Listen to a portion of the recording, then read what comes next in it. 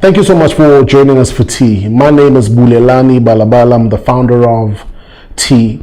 And over the past 9 years now, going into our 9th year of Township Entrepreneurs Alliance, we've been able to directly impact over 65,000 township entrepreneurs. And the beautiful relationship that we've been able to form with Nedbank over the past 12 months has led us to unpack and unearth some of the most amazing talents from different parts of the country. It has seen over 100 small businesses exhibiting their brands. It has seen over 2,700 young entrepreneurs or young individuals attending these business workshops across the country. When we started Tea, over 9 years ago, 2015, it was with the sole purpose of, being able to impact small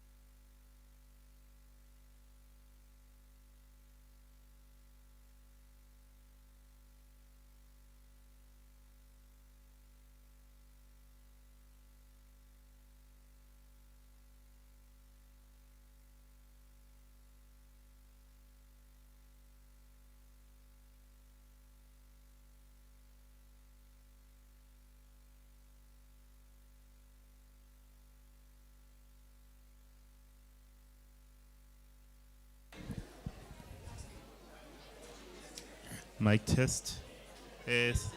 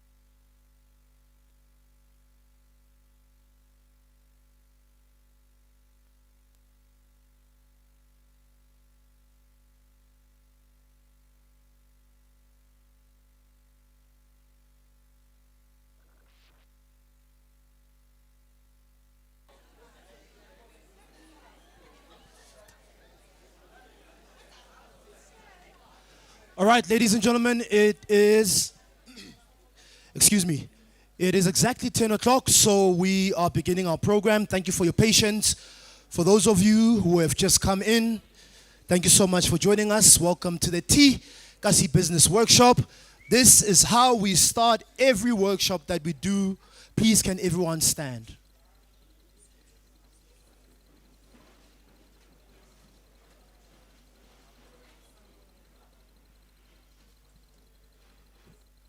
All right, so this is how we start. If you say, join us for tea. So I say hashtag, you say? Join us for tea. Then I say the second hashtag, and this is where it becomes a bit difficult.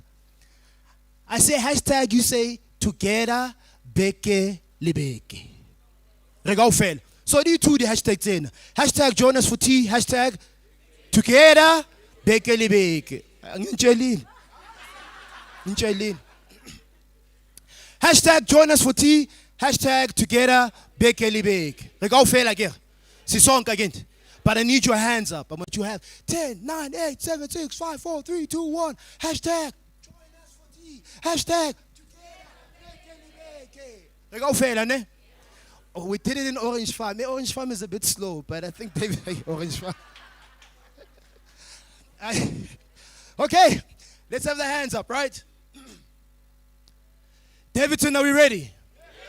This is our first workshop of the year. How you start the year, how you set the tone, it matters. So let's set the right tone. Daveyton, are we ready? Yes. What David? Okay. Okay. Okay. Yeah. Yeah. You know when you do something and you're like, hey, 8 out of 10. Thank you, mathematician. And you work with kids, so you're right. So can we have the hands up one more time, please? Please give me all the energy that you have. Just booze with No. It's a business workshop. We're here to have fun. You've got my right hand side, but I don't know about my left. That's how you get somebody's energy up. You say, I'm not getting energy. Now the energy's up. Okay, Daveyton, let's go. Hands, hands, hands, hands. And you must go with me because some of you are 10, 9, 8, 6. 1. Hashtag. Hashtag together. Bekeli bake. One more time. Hashtag join us for tea. Hashtag together. Bekeli bake. Shout out to you. Give the person on your left and on your right a high five and tell them this is your year. This is your year. This is your year. And then you can have a seat. Thank you so much. You can sit down.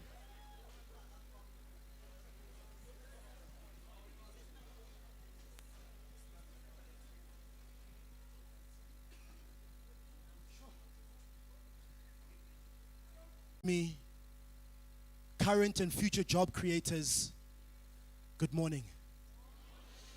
Sanbonani. Thank you so much for joining us. You know it's difficult to get up on a Saturday in a month end and go to a workshop that is for free. But one of the things that I've learned,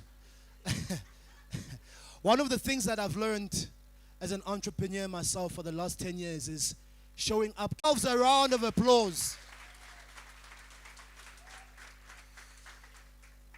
Welcome to the T Kasi Business Workshop. My name is Spusiso Joshua Mulimi. I'm an entrepreneur myself.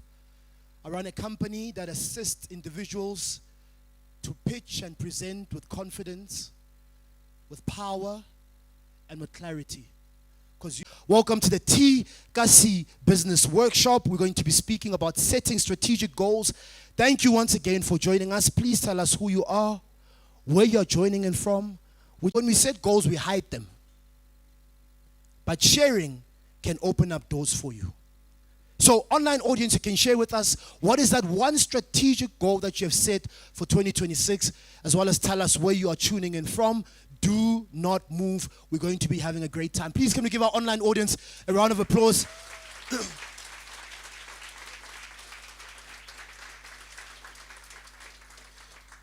All right, and then a couple of house rules. Firstly, please make sure that your phones are on silent, especially those of you who use the one with the fruit. Only the ones who've got the fruit will get the joke. But we must know that you are here with us. Please make sure that your phones are on silent. I'm just joking because we are live streaming. Secondly, if you need the bathrooms, they are on my right hand side, just outside. You will see them just as you walk where you came through, and then you go at the back, you will see where those bathrooms are. All right, and then for our speakers, and also for our finalists, and for whoever will have an opportunity today to come onto stage, please, when you come on stage, this is the entrance, right? So you'll come onto this side, on my left-hand side, that is the entrance. And then, social media. A lot of you have been taking pictures. You want to tell people where you are, you want to share. Please, use the two hashtags for today. Hashtag join us for tea, hashtag together bekelebeke, so that we can see you, we can recognize you, we can share, and we can spread the gospel. Please, can you watch the screen for a powerful, powerful video that reminds us of where we come from.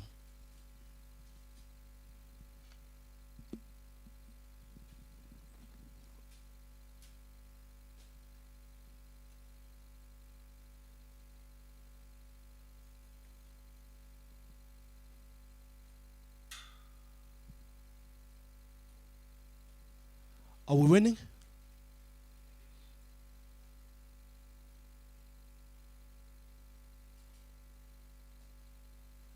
All right. It looks like we're not winning, but we will win. There is a video that will be played that reminds us. It reminds us. The song is buekasi. And then it goes to show you, I don't want to give too much, of how you can go from the township and move up. But it reminds you that where you come from matters. And you can move from where you are to the next level. All right. By show of hands, once again, those of you who said you are here for the first time, you don't know anything about this tea, please put your hand up. Okay, so we've got Spusiso Chauke Spuda. Please, can you come to the front? Spu has been with us, been with T for the last, I think, 8 or 9 years, to come and tell you who T is. I think it's important that we lay a foundation of who T is, what is it that we do, Sienzani, what is it that we are about. All right, but before Spuda, you come onto stage, whoever comes onto stage, we show them love. So let's put our hands together for Spusiso Chauke. Thank you, brother. Testing mic, 1, 2. Thank you, Spu. Thank you so much.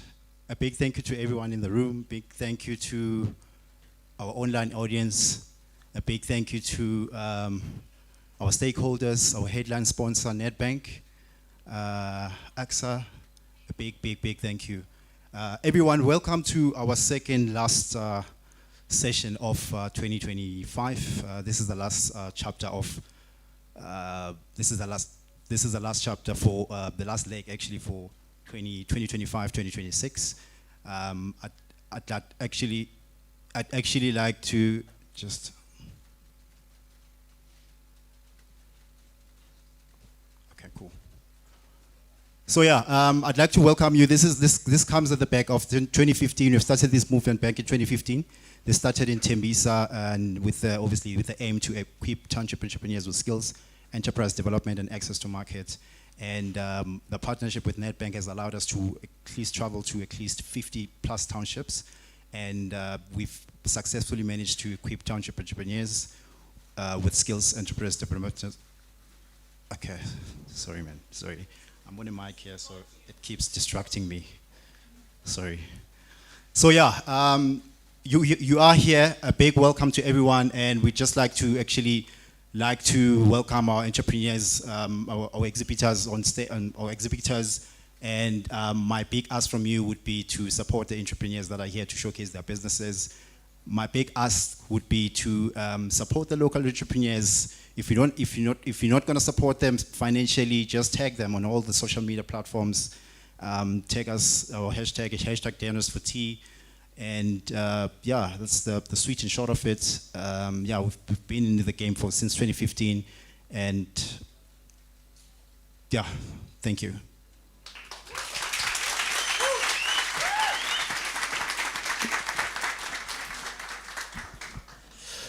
All right, so yeah, this is our 11th year. Started off in Tembisa, and all it is just let's have a community, because we understand that there's no entrepreneur that succeeds in isolation. Because when you are running your business, but to spend this cat listening in Abantu Aqua 9 till 5, that don't understand your struggles, that don't understand what you're going through. So let's create a community. Slangan as entrepreneurs, as business owners, and share information and share opportunities and bring partners as well to come and support us and take our businesses to the next level. So it's 11 years. We've got, I think, another 100 years to go. It's not about us. This is for all of us to come together and to take our businesses to the next level and to change the narrative that township businesses don't work. It's your time to change that narrative. All right. So please look onto the screen. There is a video from Mr. Kliko Thomas, the Managing Executive for Retail and Business Banking at Nedbank. All right. We're moving right along. We'll fix this. We'll be playing the videos. All right. Can I see by show of hands those of you who've been in an escalator before? Okay.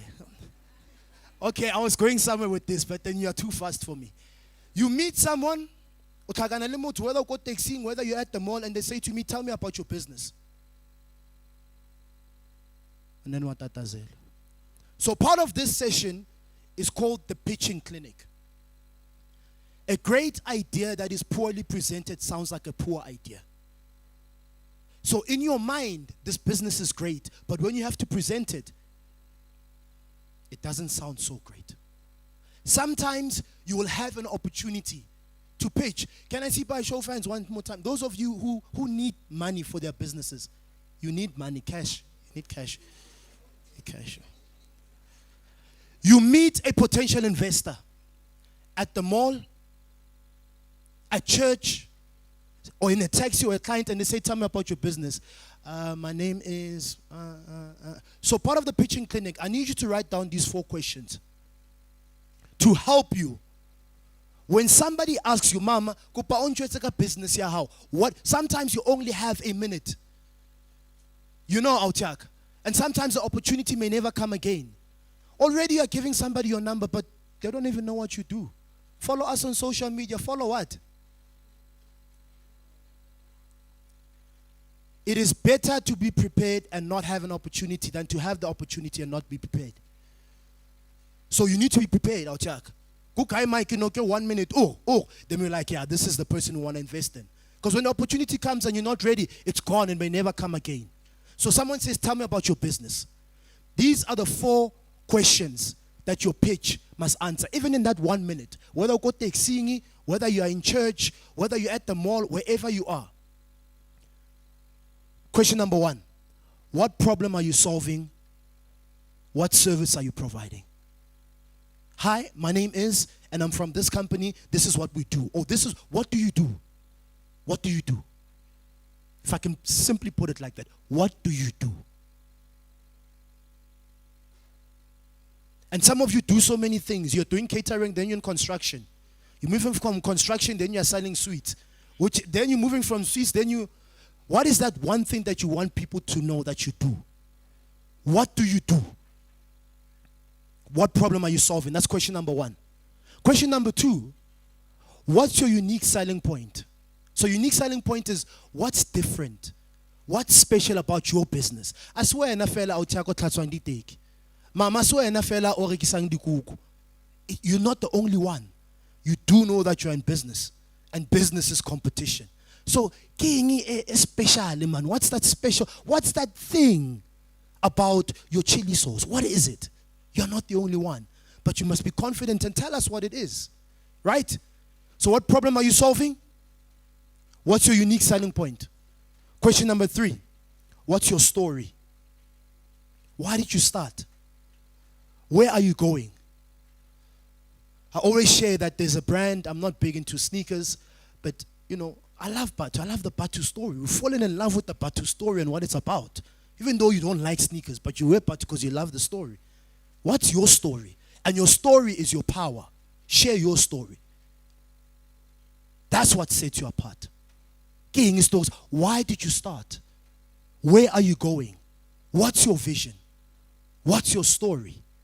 Question number 4. What do you need? So you've told me what you do. You've told me what your unique selling point is. You've told me what your story is. So what do you need? And then every time you ask that question, people say they need. Obvious. So if you need money, how much do you need?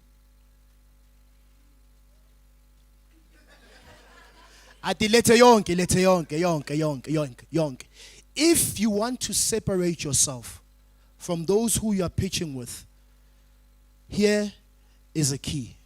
Be specific. That's what's going to separate you. Someone who comes and says, I need 50,000 in someone, I'll go and buy a paki. Ipaki, I'll 37,000. Manje ngitle 13,000 and say, I'll go explain.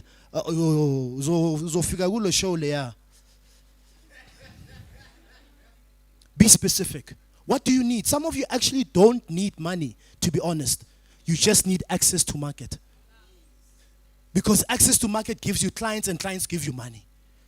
Or you don't need money, you just need advertising. Or you need mentorship. Because the mentorship is going to unlock all the other things that are going to come with the money. So what do you need? Lastly, bonusly, question. Township entrepreneurs, we are in business to make money. You must decide whether you're running an NPO or you're running a business. How do you make money? Answer that question. Especially when you're pitching to invest. How do you make money? Because ufuna mina ngokayam. But angiboni kusho ukuthi mina charity must donate must. How do you make money? We buy it at X. Here's our markup. We sell it at Y. Here's our profit. How do you make money?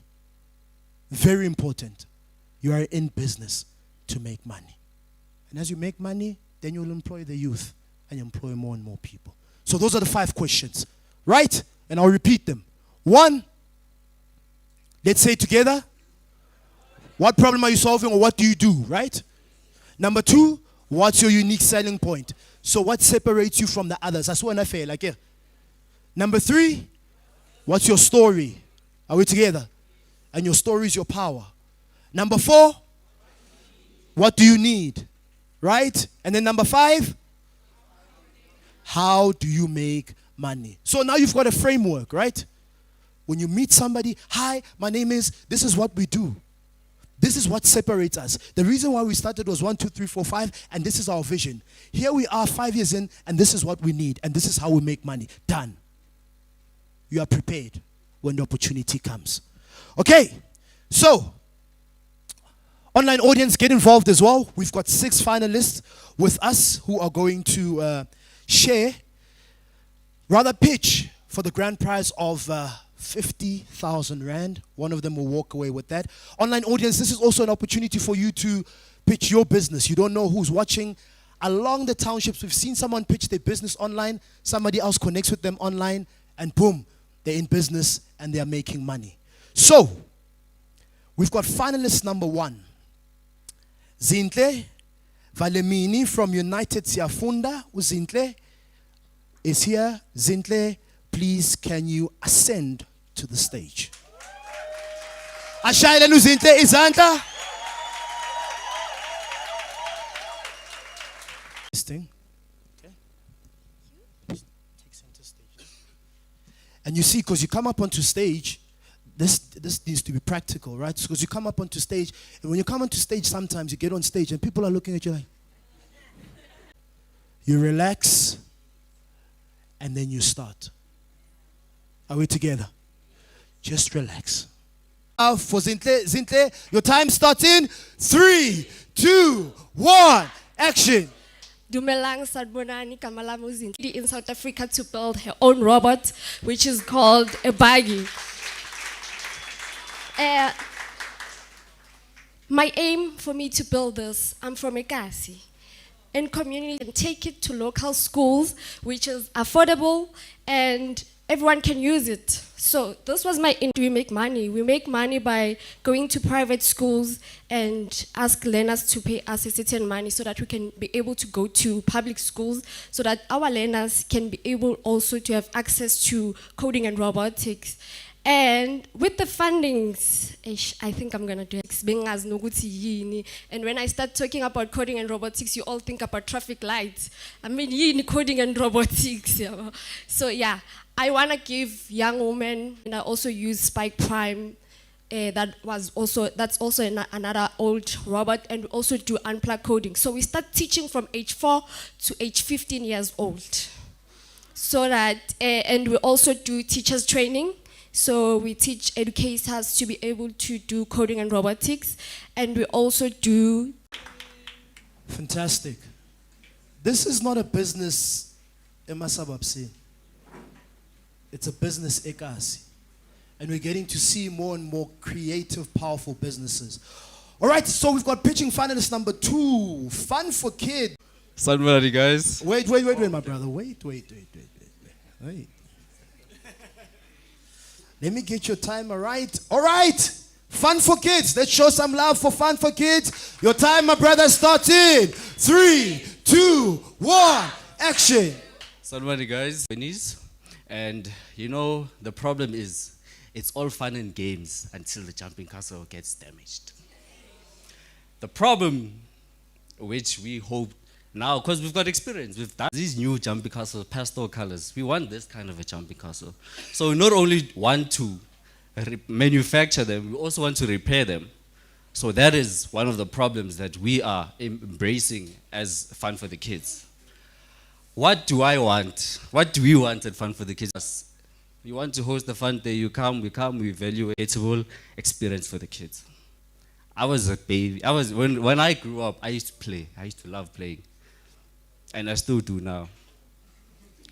And then nani now, gosh, because you know why? When you turn 30, you comment.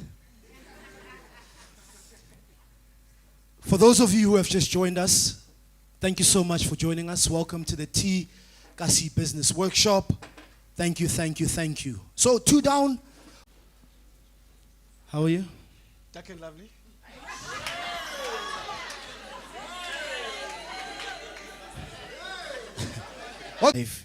And community.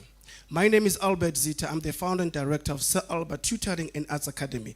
Sir Albert Tutoring and Arts Academy is based in Eto'o. We currently employ 10 permanent facilitators and 3 freelancers. Right? And we have, like I said, 10 permanent employees, and we have 33 students that have enrolled for Arts Academy. And as we stand now, I have 106 enrollments for tutoring. Our achievements are simple. We won the Township Economy Awards 2024. We are gold medalists in 2025. Last year, we are going to Dance World Cup in Dublin, Ireland. We tailor-made a product or a service to suit a specific person or a child.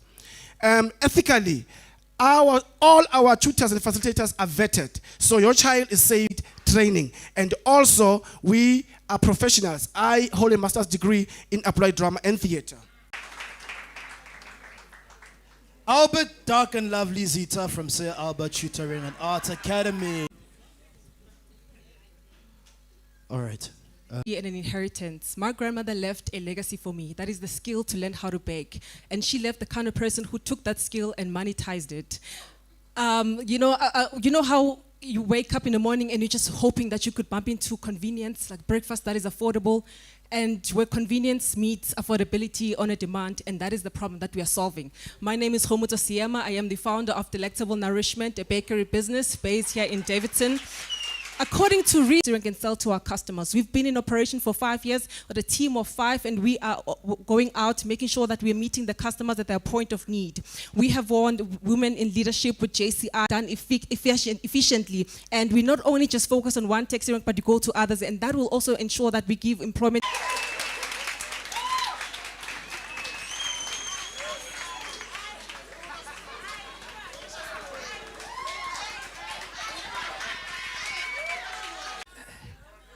Okay. Sure. Wow. All right. Good. Start in 3, 2, 1. Action.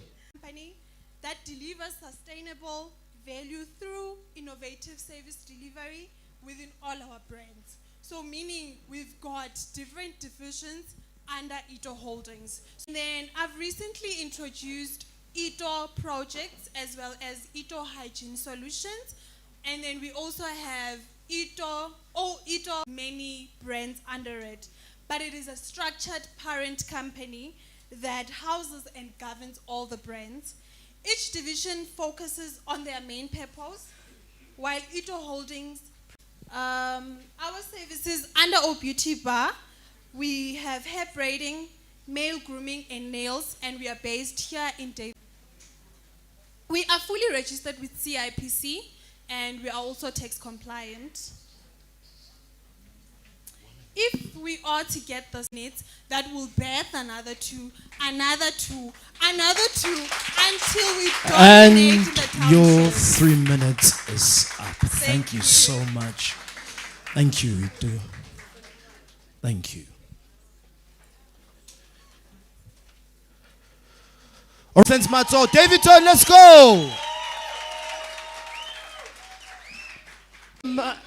Whoa. I said your time up. Timer is up. And your time starts in 3, 2, 1. Action. Good morning, everyone, and family most of the time.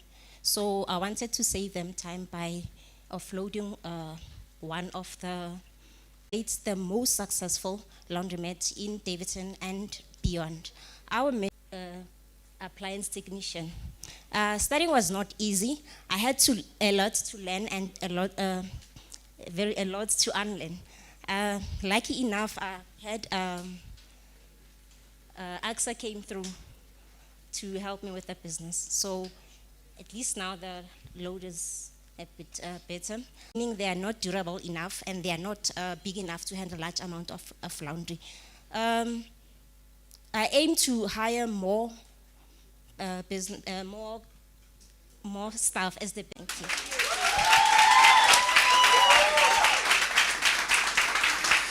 Thank you.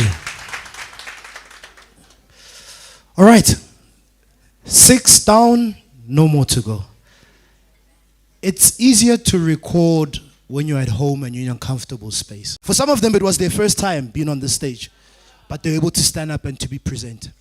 So I encourage you, keep presenting, keep sharing your business, keep pitching your business. You don't know who's watching. That's the only way you're going to learn. So let's give our finalists a round of applause. Come on, Daveyton, Aspasha, Eleni Zandla.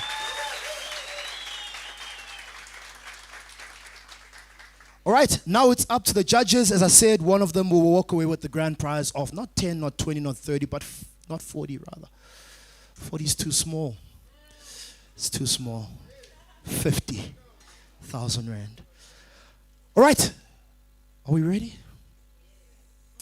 I'm going to introduce our first speaker for today, Mbawula Chat, Head SBS Customer Value Proposition Design, Private Wealth and Small Businesses at Nedbank. She spoke at the 7th Annual Township Economy Summit that we had in Tembisa last year in November. Absolutely brilliant. She'll explain. Let me not share too much. But who is she? Mbawula Chat is a seasoned financial services strategist with over 15 years of experience driving customer-centric innovation and business growth across South Africa banking sector. She currently serves as head of strategy and client value proposition at Nedbank, where she combines strategy insight, market analysis, and human-centered leadership to develop and deliver impactful solutions for clients and the businesses. It's a mouthful. She will break it down. But one thing I know is that she loves township businesses. Right here from Daveyton. Let's show some love, Daveyton, and put our hands together for Mbawula Chat. Come on, Daveyton, let's go. One of your own. Mbawula Chat, Head SBS Customer Value Proposition Design, Private Wealth and Small Business at Nedbank. Thank you so much for joining us. The platform is yours. Sanbanani. Njengoba asho Sibu ngikhulumile lezi ze corporate because I work at Nedbank, but let me introduce. So I was born and raised here. Umamam ubuya eBhengu Street, nazi Bhengu Street, right? Ubaba ubuya eMashanganeni eThonga. Ngihlale ngizibuza ukuthi ngama 80s bebayenza kanjani ngoba amashangane namaZulu bewangahlangani. Mara bahlangene. Uncle used to own that butchery. Actually, he still does, but he rents out that place now. So I grew up in a family business which was very successful, especially that was my first exposure to entrepreneurship. And I think I just want to say what volunteering there is actually a testament of what small businesses can do to families, to communities, and also to the economy at large. I am the head of today. I'm truly honored to be here to represent Nedbank in partnership with every business represented here today carries more than products or services. You are carrying families. It's about strategic goals, right? Setting goals. And I don't want to talk about them with like a corporate language, right? But as a tool for freedom and progress. We need to progress. We need you need to be clear what do you want for your business. The goal could be for your business. So maybe you can say, in 1 year, that's a clear strategic goal. Or you can say, actually, I want to employ one more person to do certain things in order for your business to qualify for credit. At Nedbank, siyawabona businesses that succeed when goals have 4 simple things. Very simple things. I've got just 4 very simple things. They want to grow. That's not a clear. Second thing is realism with ambition. So you have to realism with ambition. So you have to be realistic. Your goal to be realistic. Your goal must be realistic. You can't say business yako goal must be realistic. You can't say business yako iyenza 3,000 a month. Iyenza 3,000 a month when goal yako ukuthi next month funa ukwenza 100,000. That's a 12-month goal. When goal yako ukuthi next month funa ukwenza 100,000. That's a 12-month goal. That's a 12-month goal. You also need to plan, you know. So time frame is very important. 5 years from now, then you work towards that. And then the last one, which is very linked to what they say, increase the profit by 2,000. What are you doing today to make sure. So for example, are you tracking your sales? Or we are nje every day we are so ya baker futhi, mara you're not tracking ukuthi kahle how many customers did I serve? And so you need to track your sales every day. And then you also need to then learn one new skill that strengthens your business. Besides I'm a workshop, so you can just go to YouTube and say, actually, I want to learn how did another business in the township get to grow their profit? Just search for that.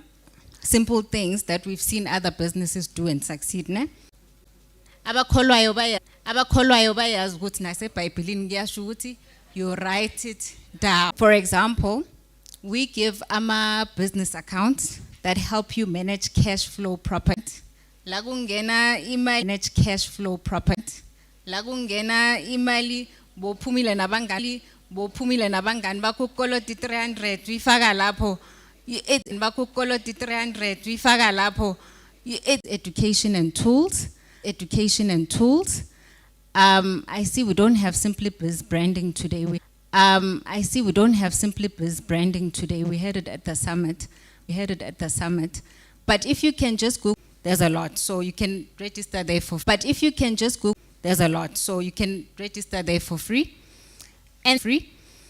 And then also we make sure as Nedbank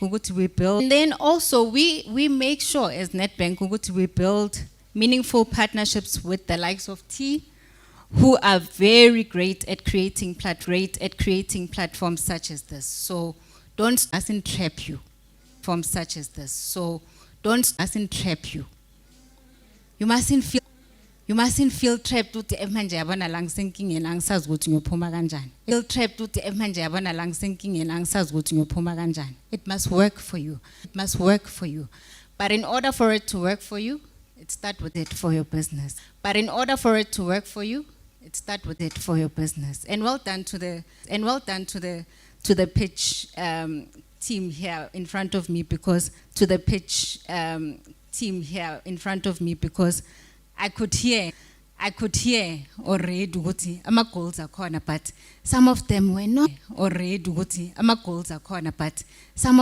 not clear. So families grow, communities grow, and South Africa goes, right? And at net.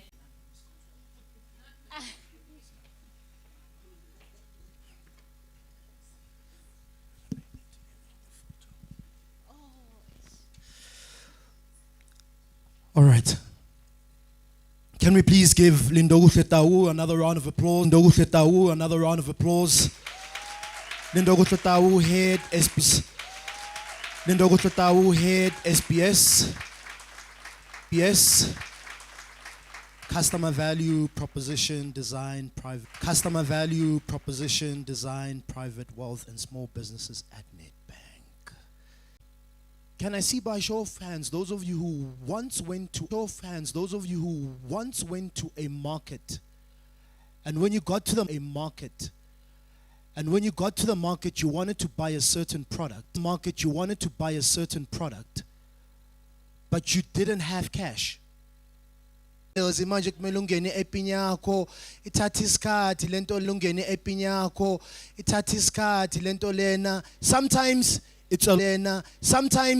it's a loss for you, and it's a loss for you, and it's a loss for the individual who's selling, because we've lost the sale. So when you lose a sale, you lose cash. So when you've lost the sale, you also don't. So you become frustrated. Are we together? Because now, not a lot just now, which is called the Android POS, no print. So by show of hands, those of you who are looking for no print. So by show of hands, those of you who are looking for a tool to save you time, and simplify your business operations, who are you? Let me see your hands. You're looking for an incredible offer that Nedbank has for you. Nedbank offers card payment devices tailored to your everyday need at market leading rates. So these devices, you may be asking, yeah, but what's the price? They range from $499 to $169. The choice is yours. Okay, Spoo, I hear you. But there are others as well who have them. So why should you choose Nedbank? Let me tell you why. You get up to 100% cash back on your device fee. You apply via the Money app in under 5 minutes. Done and dusted. So now, you receive your device in less than 48 hours. It accepts MasterCard, American Express, and the cards at a low merchant commission rate. You combine your card payment device with a Nedbank account, and money, this was mind-blowing for me. Money will be paid into your account on the same day you settle it into a Nedbank account. So not 24 devices. Yeah, but Spule, 44.99, then 169. What's the difference? Business. They will make sure that they will get you a device that's tailor-made for your business. They keep coming to us saying, yeah, but can we come? No. To leave without seeing Nedbank. Are we together? Who's going to get themselves a device today? Hands. Okay, see hands. Where are the bankers? Hands. Brand that blends natural ingredients with mindful self-care. Her business champions balance, authenticity, and everyday wellness through products like CBD oil, sea moss, and botanical body care. She's incredible. She was at the Township Economy Summit. It's a full moment. I don't want to spoil it. Spook, keep quiet. Shut up. Okay, Lebza, please, can you come on stage? She's from here as well, Daveyton. Tsakani, sorry about that. But it's a full circle moment because, as I said to you, she was sitting here. Then she moved from here to there. Then she moved from there to here. Then she moved from winning to now being a speaker. So learn to hamangama levels. And you too can do it. So let's hear from here. Lebza, welcome. It's good to see you. Come on, Daveyton. We can do better. Let's show some love for Lebuhang. Skosana.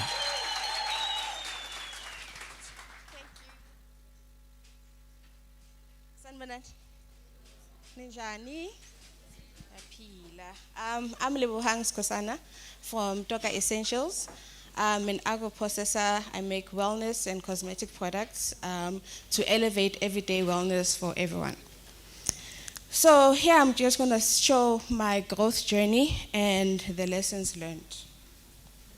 The journey, how I started, it started rooted from my postpartum CBD oil, African potato cream, devil's claw massage serum, the likes. Right? The key lessons learned, right? First, before you develop systems, you must know what purpose you are serving, right? And in knowing the purpose that you are serving, it helps you to keep accountable in what you want to develop. Ne? And then in that, it also helps you to keep being accountable and be consistent in everything that you do. What's up? Oh, there. So you can use this. I can see. Oh, thank you so much.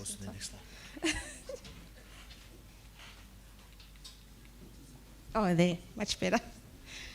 And then also in manufacturing or in the business, you also have to create systems where they help you measure your KPIs. Because without measuring, you can't measure how much you have grown throughout the years. You'll keep working and not seeing the results. And the nice thing about being an SMME, you are able to adapt to whichever environment, which keeps you agile at all times. For example, if the markets change, for example, or the law changes to why you started the business and what the vision you have for your business. Okay. And with that, it helps you to create clarity. And clarity creates alignment. The alignment will keep on giving you better results year after year, based on the attainable and time bound, so that at least you will know how long it takes you for you to reach point A to B and the likes. And then also the thing that also helps good partnerships, and that can actually help you grow, because at some places, because they are time bound, you are able to Stay regular and stay accountable. Stay regular and stay accountable. Review them regularly. This helps. Review them regularly. This helps in seeing that are you still on the path that you set yourself on, and on the path that you set yourself on, and seeing that. When it comes to strategic partnerships, collaboration always helps. Collaboration always helps you expand and reach other resources. In my world, it helped me they take care of that, but I still get additional headcount into the business. So those strategies, they help. In the partnerships, they help as well. And then accountability. It's very important to have a good network. It's very important to have a good network where they can help you keep accountable in everything. What we do, we would come and meet quarterly, depending on the time available. Write down the goals that we want. Use Google Sheets, keep it live so that when you have updated the goals, you need somebody who understands the environment that you are under. It helps a lot so that when you say, hey, I'm working on this, or I can't come for a social event, at least the people you have aligned with, they can help you and can help you take your business further. Yeah. And then growth isn't accidental. For it to grow, you need to set those goals and achieve them. And then what question I would like to ask is, what are you committing to setting like the goals? Which one goal are you setting in this quarter? This will also help you defining on where you want to go. You don't have to start with many, just one simple goal. Define it, give it a time frame, make it measurable, make it specific, and must be attainable within the time frame that you want. Thank you.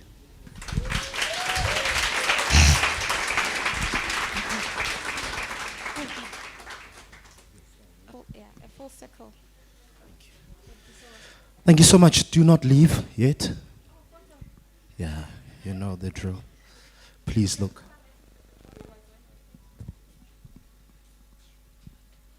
Thank you so much. Let's put our hands together for Leboang. Loved what you shared. Thank you, Lebo. Yeah. So, before I introduce the next speaker, I think one common theme that has come out from Lindogutle's presentation and Lebohang's presentation is around clarity of your goal, right? So when you go and buy whatever fast food that you want, let me make an example, McDonald's, right? And you're driving through, or even if you're not driving through, you don't go there and say, please give me a Big Mac. They want to ask you which one. They want to ask you which size. They're going to ask you, do you want it without, do you want it without, you know? It's because we're very crystal clear when it comes to the things that we want to order, and we must be the very same thing with our goals. Because I learned the 6 C's, which say clarity cuts confusion, and clarity creates connections. The more clearer you are, the easier it is to connect with people that can take you to the next level. Godman, I want you to mentor me. Mentor you in what? Why? Let's get clear. And don't rush. There are some businesses that only really start taking off in around end of February, March. Because clarity and direction is more important than speed. No, take your time, relax. Silence, cut the distraction, listen to the inner voice, set your goals for the year. So come 8:31, you know, I was saying when I introduced the next speaker, we were doing a masterclass for the pitching finalists, the pitching winners. And I said to them, can I see by show of hands, those of you who are running your businesses, running your own companies. You're running your own business. So you've got a business that's operating, a legal one, that's operating. You know, at the end of every year, big corporates have what they call the angel function. So angel function, what do? They come together, they reflect, and then they celebrate, right? oh, this year we did this, we achieved that. You, as the business owner, as you are setting your strategic goal, think about what is it that you want to say at your end-year function of your business in 2026. So, clearly, as a company and as a staff, what is it that you want to look back and say, yo, remember January 2026 in Erelemo? Look at where we are now. Write it down, communicate it with your staff. Because sometimes you do things and they look at you and go, but why are we doing this now? That we are going to do this. It's very, very important. All right, Debza, my brother, welcome. It's good to see you. Teboho Mloyi, Director and Principal at Moya Africa Real Estate. Teboho Mloyi, Director and Principal at Moya Africa Real Estate, is the founder and principal at Moya Africa Real Estate, which is a South African established and disruptive estate agency firm. Real estate is his passion and has now found love in AI. He was our Kasi Pitching Challenge winner in the year 2022. Now we're in 2026. So he's here to share his journey. My brother, please come onto stage.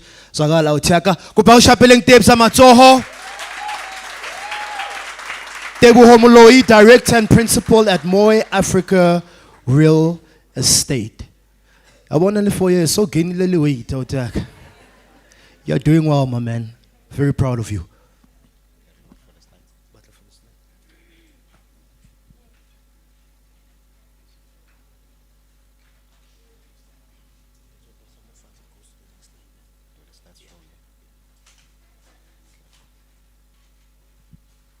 Greetings, ladies and gentlemen.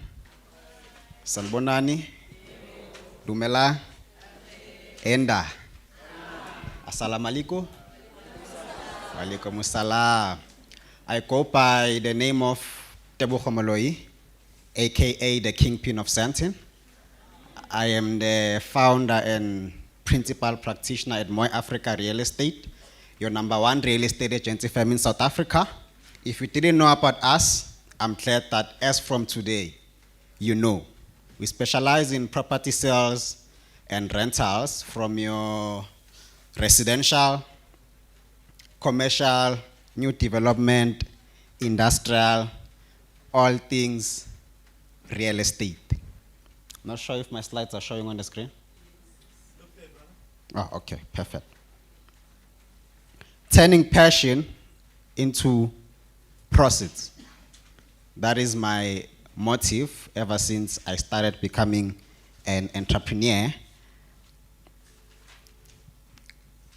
As I've just told you, I'm the founder and principal at Moya Africa Real Estate. I am an industrial engineer by profession. I've got a degree in industrial engineering from the University of Johannesburg that I've completed at the end of 2019. Time flies. I just thought I should give you an overview of where I come from, how I got here, because sometimes when you get to a certain level, people think you were born already there. I'm from the bottom of the bottom. I grew up in a small village in Mpumalanga called Dagakra. Then immediately after completing my matric, I came to Johannesburg to pursue my degree at the University of Johannesburg. I was not one of the best students. I was a bit naughty growing up varsity, as it took me full 7 years to complete a 4-year degree. But the most important part, I still managed to complete that degree. And to be honest with you, I enjoyed each and every single day of that 7 years. As people, we must allow ourselves to make mistakes. I've learned a lot from my mistakes. The most important thing is to acknowledge your mistakes. I was not perfect. I've done wrong things there and there, which I don't recommend for people to do. However, I was fortunate that I woke up early. I saw at an early stage that some of the things I was doing, they were not right and they were not gonna take me anywhere. As you see the picture of mine there, by the way, I used to be a professional pantsula dancer. At high school, I would perform in high schools. I was doing my best. As you know, as people from Kokasi, Amapantsula, we are known for wrongdoings, which is not the narrative behind the culture of dancing or being a Pantsula, but almost every township I know that as a Mapantsula, we are known for wrongdoings. However, it shouldn't be like that. I've overcome that stage, and I've graduated at University of Johannesburg in industrial engineering. I'll just share with you a few of my experience in the engineering field. If you see my screen there, how many of you have seen that train? Most of you, right? I am very proud to say that I am one of the very first engineers that have worked on building for a company called Afrit. It's in Pretoria. I'm a very honest person. This was one of my worst experience in the industry. It was not one of the best companies that I've worked for. However, I'm very glad and proud that I had to go through that experience, because while I was working for that company, that's around the same time when I've discovered passion in real estate, because I saw that this is not working for me. So as much as I'm a qualified engineer, and then we didn't make money for the first 2 years. I remember 2019, 20, we didn't make any money. We started making something by 2021. So fast forward 2021, the last engineering company I've worked for is Bobcat Equipment. We're working with construction equipment, doing the sales, service, and selling some parts. So at the later stage of my presentation, I'll talk about setting strategic goals. The year 2021, I knew from January that year that this is my last year of working for the corporate. So each and everything that I was doing, each and every single day that year, was channeling through fulfilling my vision of quitting my corporate job. So end of the year 2021, that's when I officially finally quit my job to become a full-time real estate entrepreneur. I'll start by asking, what is your why? It is extremely important to know your why, because as entrepreneurs, we go through a lot of challenges. If your why is not strong enough, it's very easy for you to quit. So I've quit my job end of 2021 to become a full-time real estate entrepreneur from Jan 2022. Guess what? I've made my calculations, everything on a spreadsheet was fine, that this is the amount of money I made while I had a job. It means that when I quit my job, I'm gonna multiply this by 5. The numbers were fine on the Excel spreadsheet, everything was fine, but immediately I started working on my business full-time, it went the opposite direction. We didn't make any money for the first 6 months. I didn't have any income. That's where it goes back to what is your why. I was tempted so many times to draft a CV, apply for a job, but because my why was strong enough, I was even at the point where I was ready to go to the street, sell tomatoes, than going back to my engineering job. Because I knew what I wanted. Don't get me wrong, there's nothing working at the corporate company. Our visions are not the same. Those were my goals, that was my vision. Then I couldn't quit. Same year, fortunately, T came for me towards the end of the year. As my brother here mentioned that I'm one of the pitch winners in 2022 at the Gauteng event. So during that time when I won that competition, I was going through the most. So when I went there to pitch, I had no any other option or choice but to win. Sometimes we make excuses because we've got alternatives. But the moment you give it your all and you don't have any plan B, that's where you win. Same as going back to my engineering job. I've told myself that I'm not going back. I've cut the plan B. The only plan I had was plan A. I'm a full-time real estate entrepreneur. When I went for this one, you need to be humble. It's very important to be humble. Some of the mistakes that you make as entrepreneurs, As soon as you make some little money, you used to make 5K, now you make 100K, you feel big now. You feel like you are better than other people now. That you're gonna make it in life. I'm not saying I've made it, I'm still on a journey, but I know that I'm definitely gonna make it. Because I'm humble, I treat each and every human being with the same level of respect. Even the person that is sitting next to you right now, just greet the person, ask them their name, what are they doing. There's nothing wrong with that. Sometimes even when you try to talk to someone and they give you attitude, it's not about you, you've done your part. Your heart is clean. You've done your part. If they give you attitude, it doesn't mean that you must give them attitude back. That money, because you don't know. But if you are in a position to help other people, I highly encourage that you actually do that. The nice part about it, it costs zero to be kind. Zero. As an entrepreneur, I can guarantee you one thing.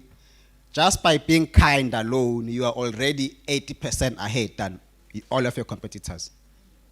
It's something I'm still struggling to understand even today. Go sell a 250,000 rand RTP house, I still maintain the same level of professionalism. It doesn't mean that the client that's got 5 million, they are special than the one that's got 250,000.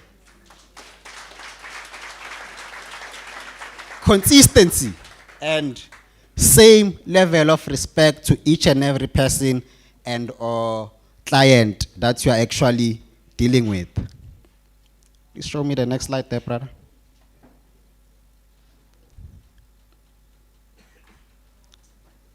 Okay, this is at the right time. I was just giving you examples about selling a property in Sandton and selling a property in Gauteng. The township market belongs to us. So what you see on the screen there, it's live data. You can log into our website or go on Property 24, search our company. You're gonna find these listings. I just did a screenshot this morning to show you some of our work, what we have in the market. So you see we've got 2 RTP houses there, one for 290 and the other for 350. Those are the properties that we are selling in Gauteng. I had to put this up so that you see that the township matter than any other market. Qualifications to be able to own and run an agency. I'm registered as a principal at Moy Africa Real Estate for an agency that is only 2 years old. Estate agency that is 2 years old, 100% South African black owned and selling 40 million rands properties in Parktown and Sandton. I don't know of any. We are doing way better than some of our competitors that have been in the market for more than 10 years. So we do sales, rentals, as just given you examples there. Some of the buildings we're selling in Parktown, and then from that, we're also pushing some skyscrapers out there. This is a rental, someone who's got 250,000 rand to pay per month. While in the township, that 250,000 rand is to buy the whole house. Different level, different consciousness. So sometimes it's important to put yourself in those environments so that you don't have limitations in your mind.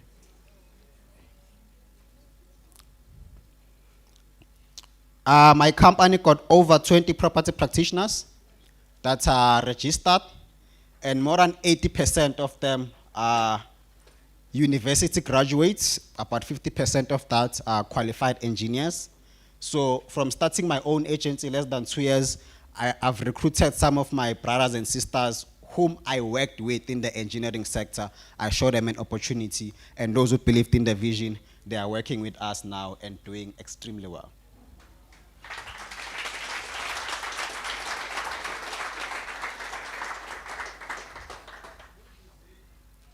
Let's see the next slide. Strategic plan for 2026. I just wanted to give you an example. I like being practical. I'm not really gonna take long. So how do we plan for the year? So we break our year into 4 quarters. So the screenshot that you see on the screen there, you see it's a message I've sent to one of the guys who are working under my company. You see the date there, it was on the 5th of January in November. Remember, there's planned versus actual. So even if your plan doesn't work, don't worry. You've learned something from that mistake. Don't be stuck in trying to do everything right and perfect. The quote that I live by on a daily basis, and I want to leave it with you: start where you are, use what you have, do what you can. Zero excuses. Don't wait for funding. No one is coming to fund you. Ladies and gentlemen, thank you very much for your amazing time.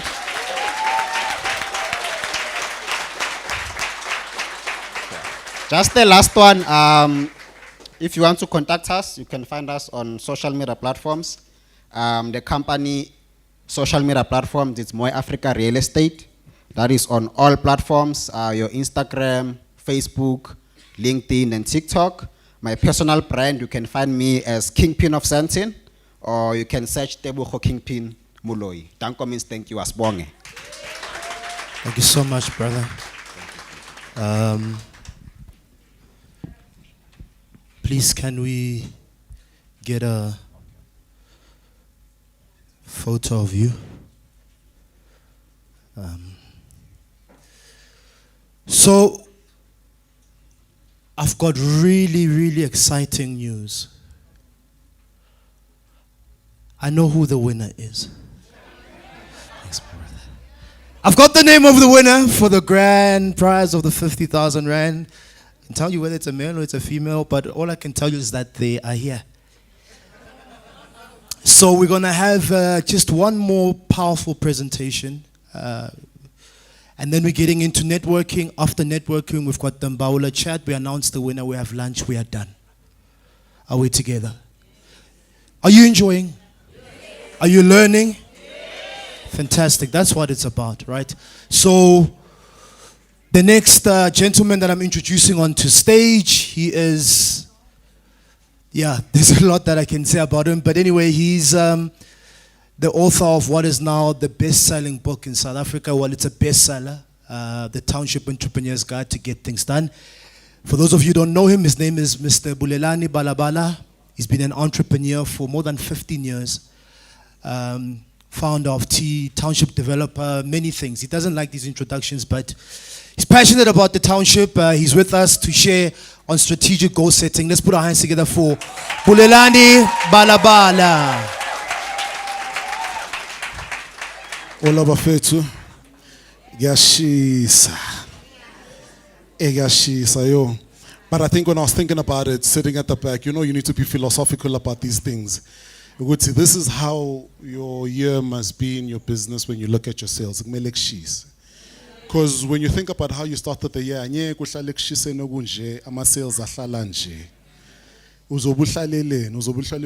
it doesn't work that way. So I think for me, when I think about this, because when you're sitting in this room, you've spent, you haven't spent you spent a couple of hours, but it's not a couple of hours taken from your time, it's a couple of hours taken from your life. Think about it that way so that you become deeply accountable to how you're going to utilize that time in an effective manner, especially towards the growth of your business. So I was a bit reluctant to come up and speak, but they couldn't get a smarter person, so they asked me to speak. So I am the average stock. And then Lindo on top of that spoke and she read all of my notes. Then but I think for me, man, I think there's only for the next 10 minutes I'll speak. Then after that, there'll only be 2 or 3 things after then we close. We're networking, which is important, so you meet people after me. Then after, we're going to sit down with a phenomenal gentleman, a local entrepreneur that I really love. I really appreciate Love and Journey, and I love his food as well. Then after that, we grab something to eat. We call it a day. But I think for me, in touching on the topic of the day, if you can just beam up the slides. And I think good afternoon to everyone. Big love to everyone who is here. Oh. Okay, cool. So, in keeping consistent with acting smart, there's a wise gentleman, Peter Drucker, who said, if you don't know where you are going, any road takes you there, right? Why? Which is why the theme of today is setting strategic goals. But it's imperative, and I think when I had a conversation with a couple of entrepreneurs 3 weeks ago, when we were talking about setting strategic goals, one of the key things that came up is, I'm planning. I'm planning. I'm planning. But there's almost a misuse and a misalignment around what planning is, what setting strategic goals is, and what strategy is, and what the actually goals are. And those are 3 compartmentations, right? But I'm not going to go too much into that for the purposes of time and also the engagement that I want to have with you today. But what is planning? Planning is singularly about control. You plan your day because you're accountable to your day. You're accountable to the resources that you have in your day, right?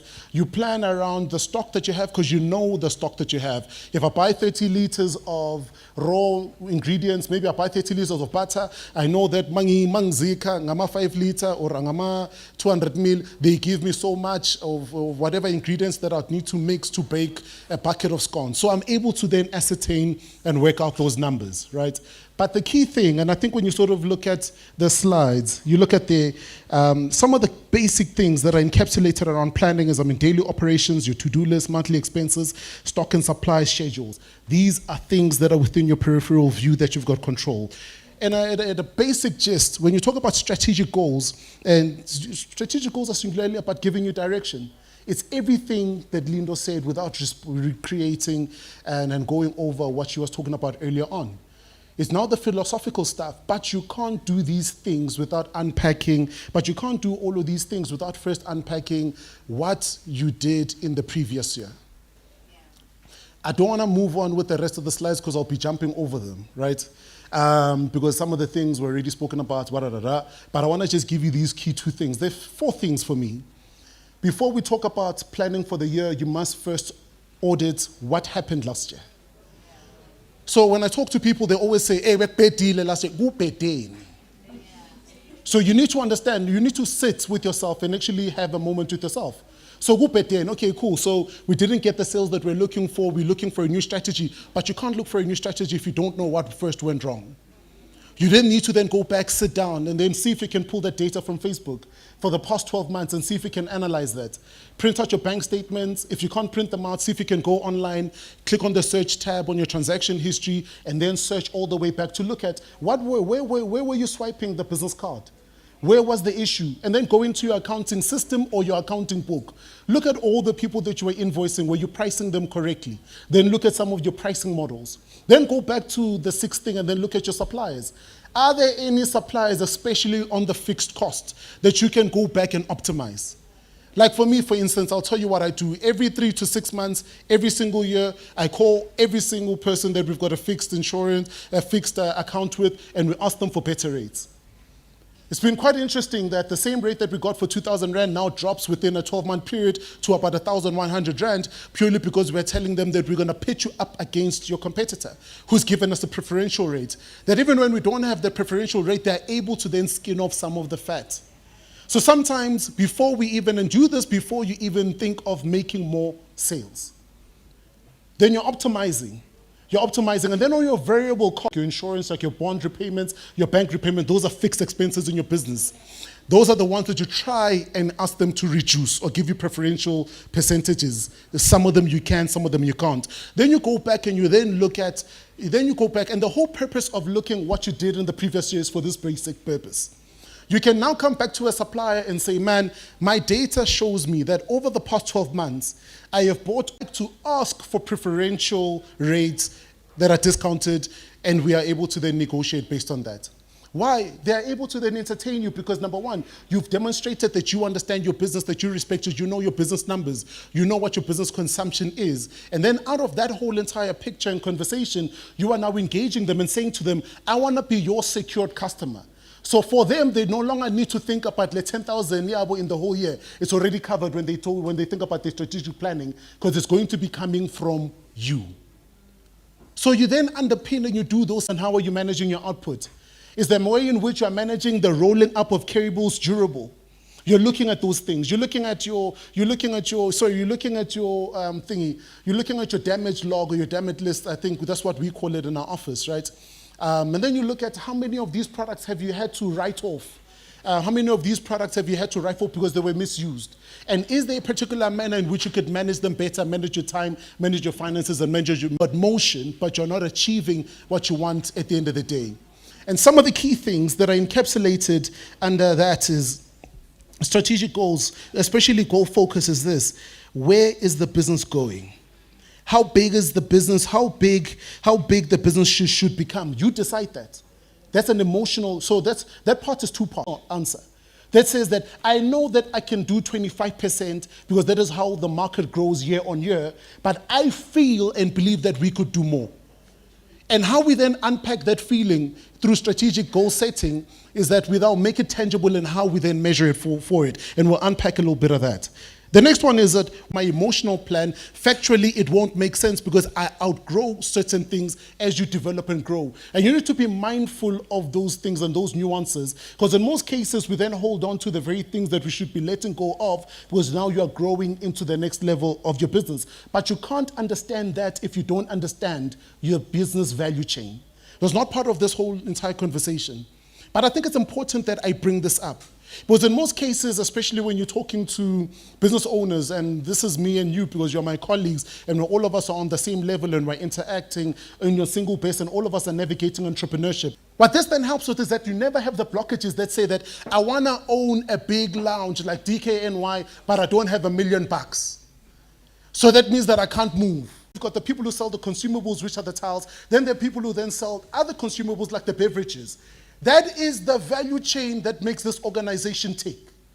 So when I then go to a net bank and I'm asking for my knowledge in the value chain, because I've delivered, because now the conversation changes. Yes, I know, Lindo, that my bank balance only shows a transactable, or my account only shows that I transact 11,000 Rand a month, some months 7,000 Rand. But let me tell you, let me show you my data. I've got over 100, I've got over 1,000 businesses that are within this particular industry, entertainment space and lifestyle and food and lounges, that I've delivered ICEs to. I've understood that I'm not going to make money from there. That was never my aim in the first place. My first place was that I want to own an establishment like that, like this.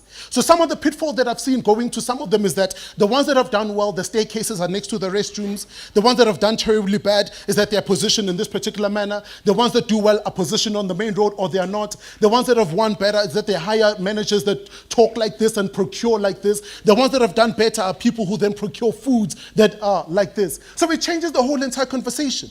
Why? What am I coming to the conversation with? Now I'm coming to the conversation with deep equity that I own, that I've researched, that I've done. So sometimes our frustration is where you are and what you're providing, because it's not the big thing. But you are negating that the frustration that you have is not a frustration. It is data and insight that is beyond what you are doing, that you should be bringing together to tell a deeper story for the long term. So yes, I know I only make 7,000 Rand or 10,000 Rand a month, but then I can prove proper financial management in my business. But then I can understand how that value chain and the industry operates. So you're reselling amacanda, akusamacanda wako, khona umuntu wabholayo, utshuna 5 cents. You don't take that and write it off. You take that as an amazing challenge so that you can understand that industry if it's an industry that you need to be in. But the beautiful thing is, even if that's not an industry that you want to be in, what it then does is that it puts you in a position where you're in motion. And the beautiful thing is that when you're in motion is that your brain doesn't lock up. But over and above that, you're able to learn different and variable sales techniques so that you're able to move your business to the next level. Can you move it to the next slide? I think just last 2 slides. Then I'll get off here. Sorry. So planning. I think just a quick recap. I'll skip this about what planning is. I spoke about that. I'll skip the philosophical stuff. We spoke about reflecting. I want to give you meat because you came here for value. Most guys, you know what they struggle with because you're struggling with it, and I'm struggling with it as well. And some of the key things that we then need is works and start to plan out your business in that particular manner so that you are able to then plan in accordance. Because then whether it's quarterly or every 6 months, you then set those strategic goals, matrix that you can use to charge for your time. But I always say to this individual, how much time does it cost your business for you to be having this hour conversation with? They don't know. So if I ask everyone in the room, how much is it costing your business? If today is a work day, today is a Monday, and your work day is a Monday, how much is it costing you to sit here for 5 hours? You measure that against your sales. There's a lot of things that we do because we think that we can't afford it because we pass it down to month end. And then the last 5 days of the month, we run around like headless chickens because we're not auditing and managing the time. Which means that you then hold yourself more intentionally deliberate as a founder when you say, for every third day of the week, I'm going to make sure that I take an hour to strategize or review the strategy and look at my business because I know that it's costing me 1,000 rand to pull out that hour because my hour is worth 1,000 rand, but I know that I'm intending to break it down a little bit, just a little bit more. So turning the goals into numbers. Let's say your goal at the end of the day is to make 30,000 rand a month. You need to then break it down. Like I said, it's 30,000 rand a month, 7,500 rand a week, it's 1,500 rand. Now the goal becomes a little bit more practical because you break it down. Then you can go into hours, into minutes, depending on the services that you then offer. Then the second part is know your product in numbers. Because now we've understood that we want to grow at 30,000 rand at Netbank. And guess what Netbank has? A gold card, a wealth card, a private card, they've got student cards, they've got youth cards. But at the back end, what do they provide? Services. But the consumer would have never understood what those things were if they were just services. So what do they need to do to productize? So you're an attorney. You need to then productize your services so that people understand what the products are. Because when it's a product, you can put measurable goals. When it's a product, you can put measurable goals to it. When it's a product, you can put systems and services behind it. It is not an individual with their own flair who can sell it because you're in the automotive space and an automotive salesperson. Now it's a product. When you understand that if one product one, these are everything that go with product one, and this is the manual for training people that want products in product one, and this is how it's sold. Now you can replicate and hire people and replicate and duplicate yourself. Why? Because you are able to then ensure that you have productized yourself and your service. But I think this particular slide, and I think I'll close it here because I did say just a quick 10 minutes. But then we go a little bit deeper. Furthermore, we then say, how much does my product cost? Talk a little bit about that. When you do optimization, you'll understand that, right? The second part is, how much do I sell it for? The third part is, how much profit do I make per sale? You need to understand that. An example is this: 50 rand, 20 rand, I make 1,500 rand a day, you need 75 sales. This is a simplistic view. When you think deeper about scale, you don't just think about that number. That number then that number there is not necessarily your profit in the bottom line. When you think about it a little bit deeper, especially your gross profit, the profit before tax, when you think about it deeper, your net profit, when you think about it deeper, think about this.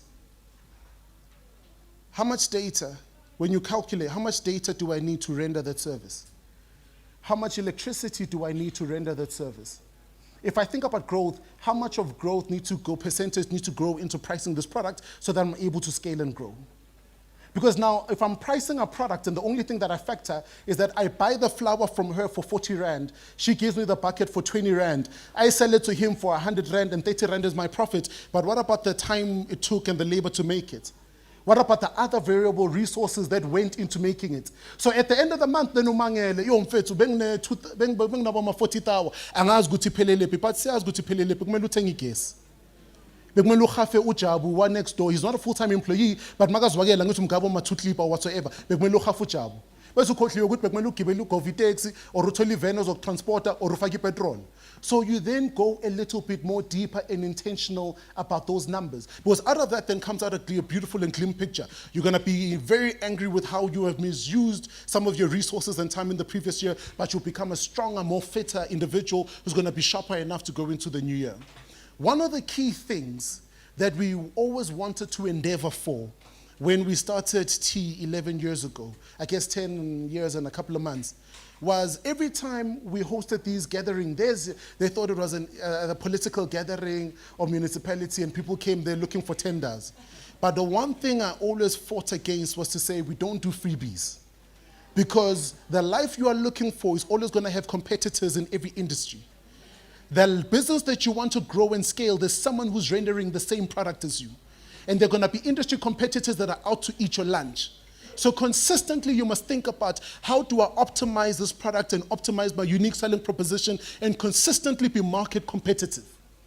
Because there's someone else who always wanted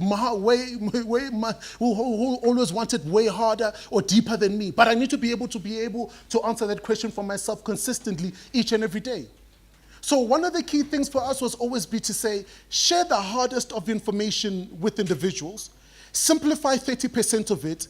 Let the 70% be 70% that they choke on, because the 70% of to know. It is going to unravel itself to know.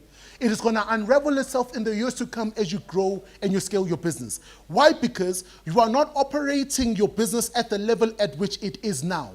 Which is why I always say, the founder, the business is small. Yes, the business is small. You've got one computer. Yes, the business is small. You only sell maybe 20 containers of margarine or butter or whatsoever. The business is small, but the founder should never ever be small. The founder should never ever be small. That is why when you enter rooms with other CEOs of multi-billion rand multinationals, you can't answer questions and you are nervous, but you're meeting CEO to CEO. Usabani. Ungena meeting in a boardroom, uhlangana ne-CEO of organization Y and Z, and then now you are scared. No. He wants to know that he's meeting his peer. And his peer is not the infrastructural limitations at which your business is situated in. His peer is the individual whose intellectual capacity is on the level of a CEO. So when you come to sessions like this and many others, you don't come because abasniganga next. You come because I was being stressed and scaled to build my mental capacity so that when I see a CEO, limitations. Your infrastructural limitations can always change, but if your mindset is hardened and toughened, doesn't matter what spaces you are in, you will not call it humility when you're acting stupid. It's not humility. Own it. So if you're having a conversation, so how much do you need to grow? No. You say, we need 20 million rand to grow. Because we've measured out that to grow, we need 1, 2, 3, 4, 5. Why? Because the individuals who are here are capable. They're intelligent. The presentation with everyone, I guess you registered. If you like it, you use it, because it's got about 20 more slides. But I think for me, go back, watch the live, rewatch it. Lindo shared amazing principles around strategic planning. So that when you watch them, pause, watch 2 minutes, pause, write down. Watch 2 minutes, pause down. Why rush? Write 2 minutes, pause, write down. Watch 2 minutes, pause, write down, and take it step by step, and then own your growth. I hope I added value to you. We're gonna now network. Then we've got a phenomenal entrepreneur from the founder. Let me keep quiet. But we've got a phenomenal local entrepreneur. All right. What do they call them? Me, I'm a 2K or I'm a 1K. I'm a 2K, ne? You know when a 2K is watching something that blows their mind, then they'll just tell the person, just drop the mic. Drop the mic. Drop the mic and then get off the stage. Thank you so much, Bulelani. It's one thing to speak about it, but I think it's another thing to speak about it and to live it. So some of us, we are blessed that we get to see him live it.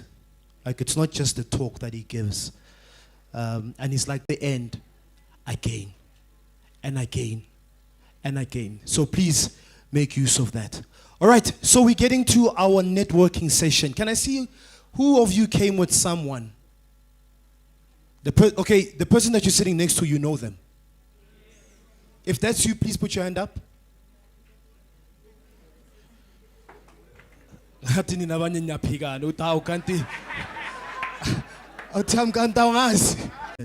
I've been with T for 9 years plus, and I've seen how in the township, people have literally done business right here, right now.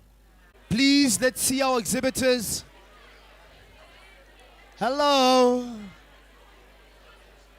Let's show some love to our exhibitors.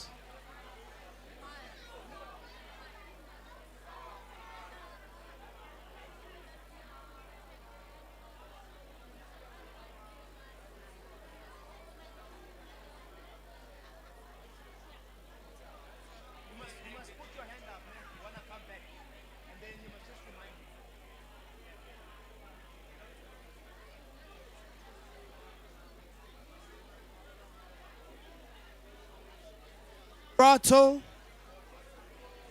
Asambe nchobona ma exhibitor wethu sibabonisa uthando. Buy their products. Buy their products. Buy their products.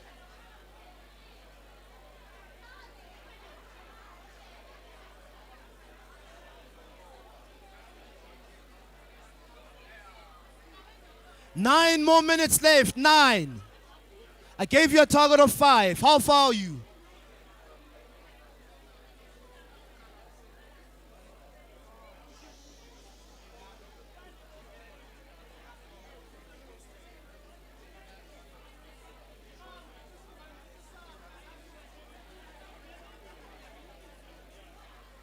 Eight more minutes to go. My brother? Sure. Umnandi. Ushap. Yeah, bangene. Sure. Nandi.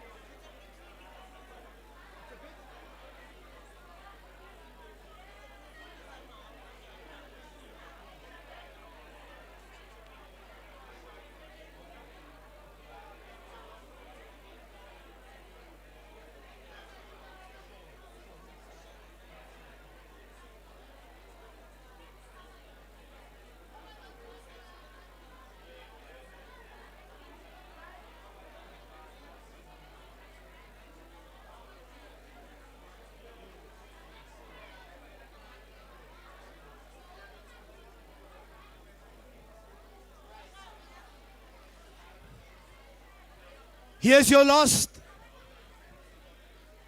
6 more minutes left. 6 more minutes left. 6 more minutes to go.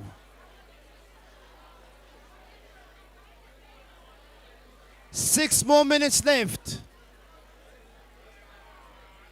Opportunity to see the exhibitors.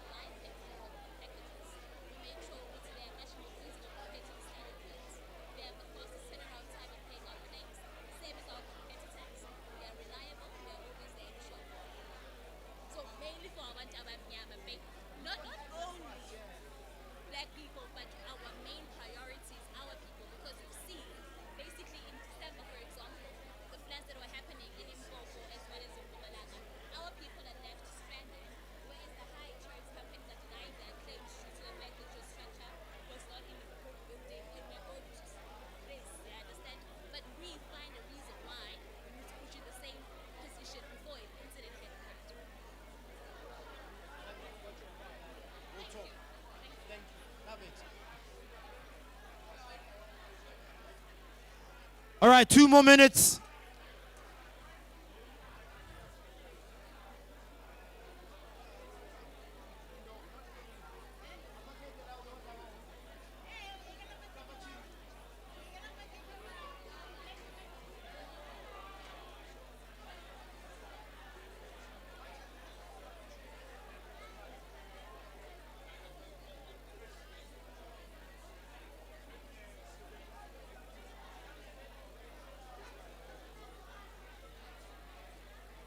One more minute. The last minute to also go and see the exhibitors.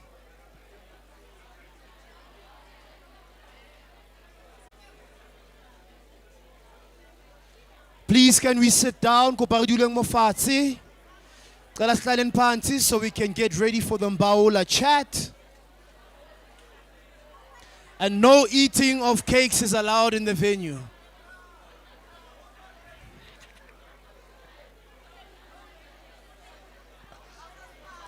The only cakes you can eat are the cakes that you've bought here. La watengele, la Thank you. Please, can we sit down? Have a seat, take our seat.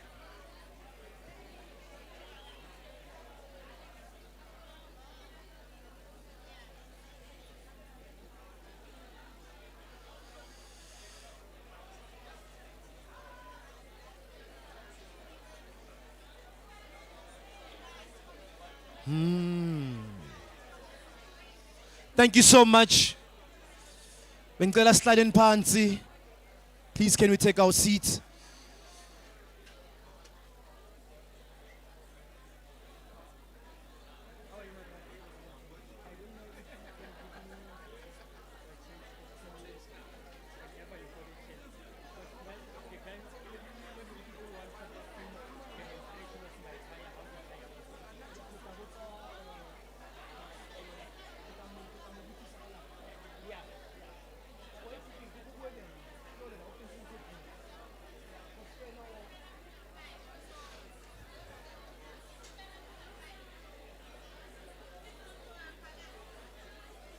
Thank you so much.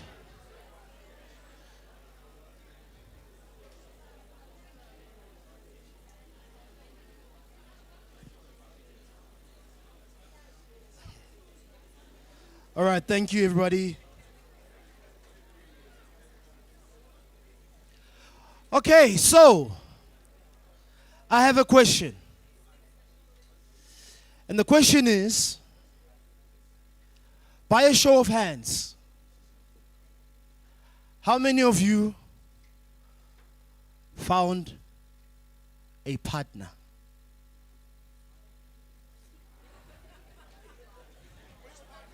Which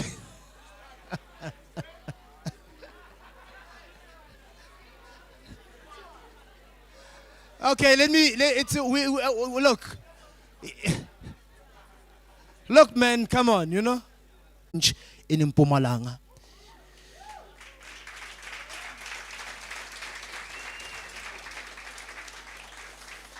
Zamosi Ngomane, CEO and founder of Mars Daily Foods, is with us in the building to share his journey and challenge us. Hotman, please can you come and join us on stage? Daveyton, let's show some love and welcome him on stage.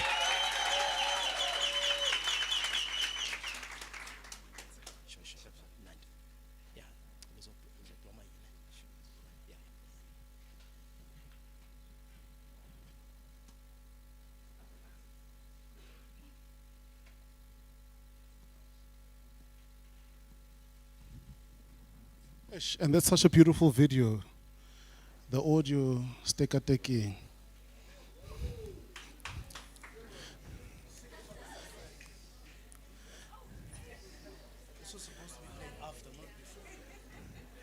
Ishbati, the video was supposed to play it after, not before.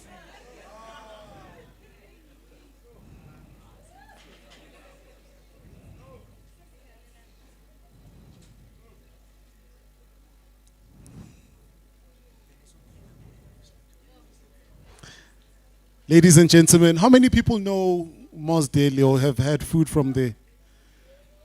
And how many people are going there today after the session? Because I get nazi ukuthi thina siyonika iphisa engaka yeke asidlali ngemali. How many people are going? No, literally, how many people are going to make sure with this weekend doesn't end by going there? You're going to have the time of your life. I'm telling you, you're going to have the time of your life. But I think for me, and we'll share the video because we created this video, asked the team to create this video for you. But guys, this particular segment of our chat is Mbawula Chat. It's the second last thing we do. Then they're going to announce the winner. Siyayivala, we eat, then it's a day. But I think for me, it's such a great honor for me to sit here today because Mbawula Chat is where we sit and talk to a seasoned entrepreneurs done very well in their journey, an inspirational one, but also most importantly, grassroots. Because oftentimes when we think about the blueprint of building businesses, you know, the blueprint of building these amazing businesses is everywhere around us, but we often negate them because of the content that we consume. You know, I think one of the things that hit me is that, you know, years ago, Dr. Richard Maponya had 100 guys on bicycles, delivering milk in Soweto. No GPS, no navigation, no cell phone. How did they manage? So the blueprint for now what we see today as this last mile delivery has always been there. So when you sort of think about innovating, look at your immediate communities and township. And how do we then add tech innovation, tech capabilities, and other transformative tools like AI whatsoever to grow. But this moment is about this phenomenal gentleman. So what we usually do in introducing, and I think there's 3 parts to Mbawula Chat, so you know. I'll ask him questions, He'll answer. You guys will ask questions. Sorry, there's two parts. I'll ask him questions. He'll answer. You guys will ask questions. And then thereafter, we then shut off and then we hand over to the MCs to facilitate the pitches that then came up to participate in the pitch. But in the way that we normally do this, Mfethu, as if no one knows you, no one has ever had your food. Ubani wagupi. No, thank you very much, and good morning or good afternoon to everyone who's here. And thank you to E.T., thank you to Bulelane. For me, these are like flowers, because Ekaslam, and you know, the last time we were here with Ubrima, I was part of the audience as well.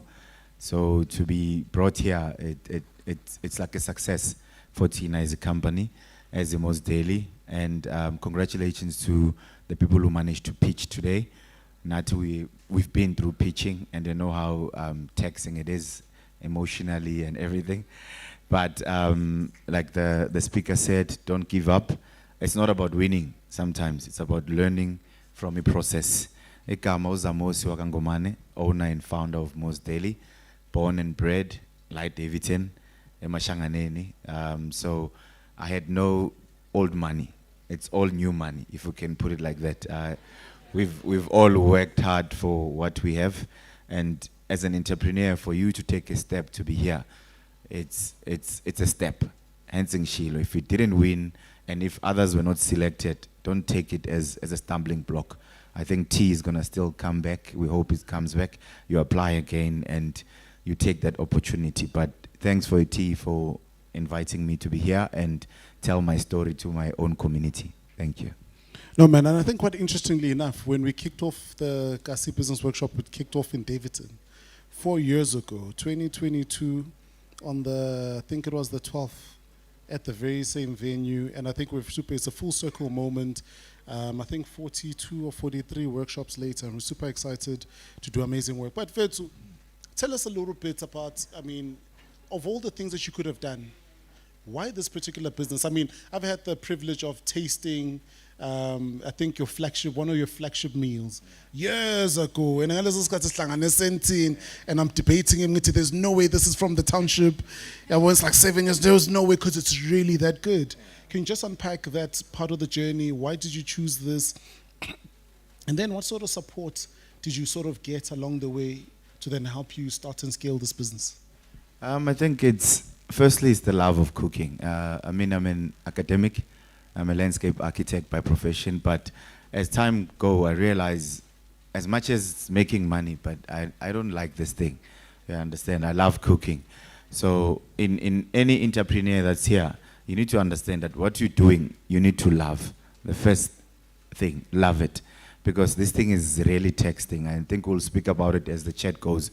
It's texting. So if you're doing something that you don't love, chances are along the way when you face stumbling blocks, you'll give up. But if you love it, I always tell myself, what I'm doing, I don't feel like it's work. They can call me at 2 a.m. in mind to go and check them. There's a challenge. I don't feel like bang fusile and bam, but I feel as if I'm going there to face a challenge and fix a challenge. So the most important person who played a role in my life in the brand is my wife. I used to cook a lot. I love cooking. I cook, and then she would actually push me and say, "Joe, you're a cooker." My neighbors, my friends, then they said, "Do something. Go out there, show off your skills, especially fish, especially seafood." I love seafood, and part of it was that I realized when we're clubbing, we're eating red meat, which is it's not good for our health. So I wanted to bring in something that's unique, something that's different. I always say in most people that I tell, whatever that you're doing, it should be different. It's not about what you do. It should be different. It shouldn't be fancy. If you want to think you want to be fancy and then come up with a brand that is fancy, you're in the wrong industry. You should bring something that is different and unique. So I found something that's unique to tap into the market, my event space, and make sure that it's a healthy eatery as well. As difficult as it was, we had because you're competing with your traditional food. No one, sonke is cooling mancina and umuhodu. Then here am I, ngizanga prawns and fish. Yeah, I understand. Would get comments my events, Guti, why must I buy your fish at 160 when we started? Why? You must tell me. But the background of landscape consultation, because you would meet, like Umfeto, I would meet people who are millionaires and have to pitch my design to them. I mean, that person affords. He can afford a landscape garden here, 3 million. But I need to convince them.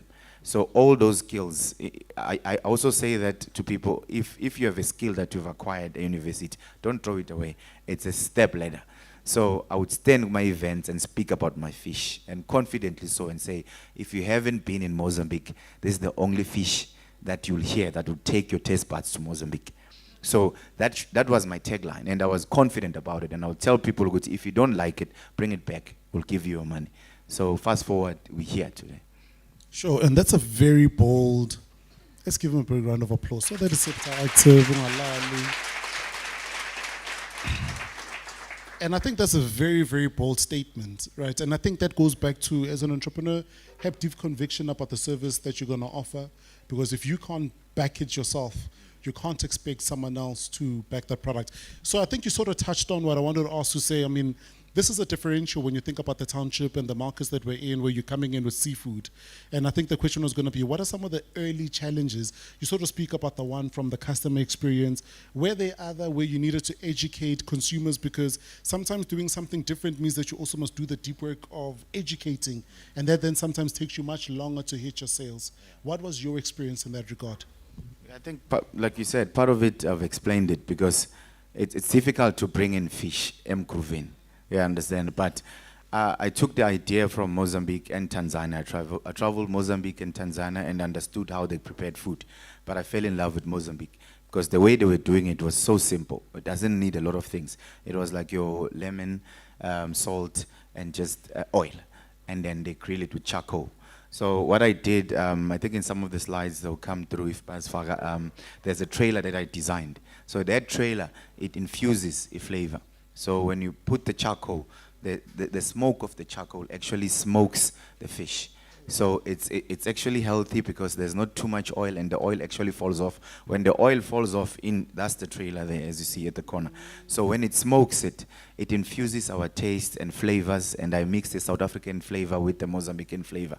So as I'm speaking, that's what I was telling the clients, and I was showing confidence in what I was doing. And then the other thing, especially to people who are starting, you shouldn't have a lot of offerings on your menu.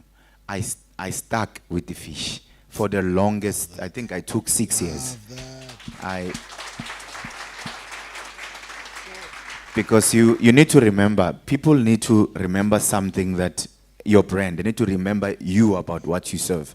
You cannot find yourself, you're serving a maquina, you serve a fish, you have a lot of things. People get confused. You need to make sure you master your one offering. And that one offering for us was fish. We didn't put anything, we didn't put prawns, it was just fish. I would bring 6 fish, and then people would buy 2. And I would go back with a sore heart, but come back again, bring 6 fish. Eventually they finish 6. I bring 10, they finish 10. I bring 20, they finish 20. Eventually it was 50. And then now people love the flavors, and then what they said was that, what else can you offer us? Then I was ready to introduce the byproducts. I don't even know what to say. Masterclass, masterclass. And I think for me, that's what I say. You know, that's the primary reason for the Mbawula Chat, because that's where you get real, tangible insights on how you grow, scale your business. But I mean, we know that business is tempestuous. It's got its up and downs. I mean, I think, let me ask this question the other way around, then I'll ask it. Were there moments where you felt like, I'm closing this thing down? My wife, I know you said I'm a good cook, but I'll just cook for you. Yeah. No, I think I'll go back to, I forgot the name, Umfuitu. Tebo. Yeah. It's the why. The why needs to be at the back of your mind, no matter what happens. It's the why. I was willing to lose, bruh. I brought my A game. I made sure that this is me. And if it fails, it fails. And if it doesn't fail, because one of my visions was that in Krulekasi, I have friends that I went to varsity with. Some of them didn't find work. I was lucky. After my last exam, I got picked and I went to work a vendor for Upembane. That's one of a few. And most of the people now, school, varsity, it's something else. I feel for our kids.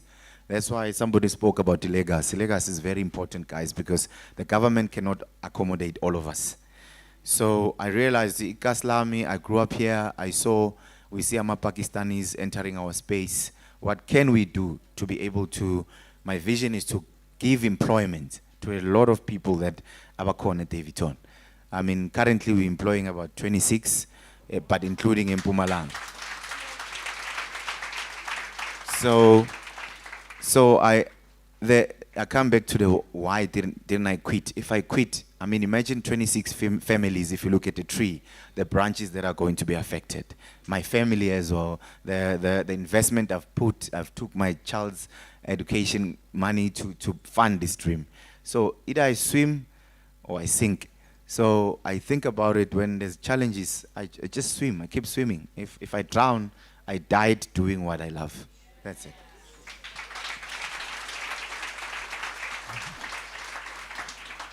When we sort of look at the early journey, here you are transitioning from formal work, you're going to decide, or corporate work, you're going to decide, you're going to go into business. What are some of the early things that you remember doing that helped you to really harness and develop that entrepreneurial mindset so that you grow that mental resilience to all the different whether challenges or even the successes? No, I think the challenges are people. Unfortunately here, it's entrepreneurs. They're the ones who are going to face the criticism. When somebody tells you life with the fish, do you understand? Like straight to your face. And funny enough now, when there was the interaction of entrepreneurs, I met one lady, she says she does rabbit meat. She came to the restaurant when we moved there. It was still early days. And when we moved, people loved the brand so much that we were so bombarded. And then we had a lot of influx of people. We couldn't cope with the people that were coming in. Our service line was weak. The food came out bad because now we're moving from we started from a garage. From a garage, we went to Crystal Park. From Crystal Park, we thought we'd lose numbers. People still came at Crystal Park. We came back to Daveyton. So I call that homecoming. When we came back, we had a lot of people. And then now, you're used to having like one chef and 2 assistant chefs to cater for abantu maybe by 10. And now we're facing about 50 people coming. And on our menu would say it takes an hour to prepare because we don't have pre-done food, guys. What I wanted to create, it's an experience whereby you wait for your meal. When it comes out, it's fresh.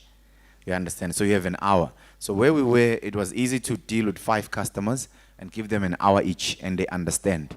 But now the brand grew so much, Instagram, Facebook, when they came, they saw the food, they just want to come for the food. They are not waiting. Umuntu zulambile, they want the food now. You understand? So when we took out the food, the lady just said, "Yo, I had the baddest experience, but I see you now. How have you grown since then?" I said, "No, it's fine. We were growing.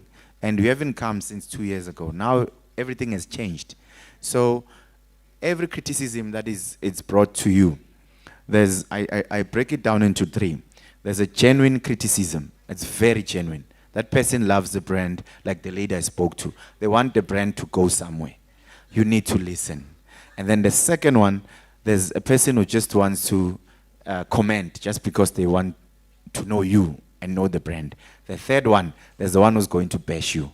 Umakhelwane. It's a person who's done this thing before and it failed. And they just want to see you fail because they see your success. So what I can say is that take criticism positively, but the only way you'll understand is if you've been at the back end of your business. I mean, I've done the fish. They can call me now and say, "Come and make seafood boil." Or you can bring Mbawula and I'll make seafood boil. I'll make it for you. So that's, as an entrepreneur, you need to understand your business from buying the product.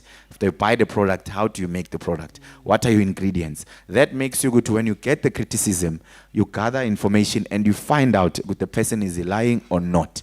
You go back to your back-end kitchen. Guys, what did you do? What ingredients did you miss? What did you do? Washisila my wings. It's going to happen. We're not perfect. But you take that criticism, you speak to your team positively. Because you must remember, your team represents you. As I'm sitting here, I'm looking at the message. Guys are working. Money is coming in. But you don't know who's buying and who's angry and who's not. So and then Lana, you spoke about margins. You will see your margins. As you work, you need to see, I'm at 3,000. I'm dropping to 200 rand. Then something is wrong at your kitchen or your business. So that's how I've learned throughout the journey. And then I think for me, then it brings me to this, because I think as I sit here, I'm sort of moving far and far away from the questions because you've got a well of knowledge. What are some of the, I think, whether it's some of the things you've heard, read, were taught, were mentored in, but what are the 2 standout things, or 3, whatever the number, it's in your heart, that have always stuck with you? It's either a lesson that you learned being burnt, or a read book or a motto that you've always lived by. I usually ask this question at the end, but I think you're so rich with information. I think there's a book, it's Screw It, Just Do It. I tell everyone, guys, stop. I think I have an honor of, I'm meeting you for the 3rd time. I met you with Cliff Central. Yes. I met you Go FM. I'm meeting you now. There's that book, people tend to think too much when they want to start. Guys, I think all the speakers that spoke, they touched on this thing. Just start. We all, business is long, and you guys know there's a lot of red tape. Melvin a tax clearance, Melvin a financial accountant, administrator, now you have to have COA, you have to wear gloves, you have to wear. There's pictures that I have.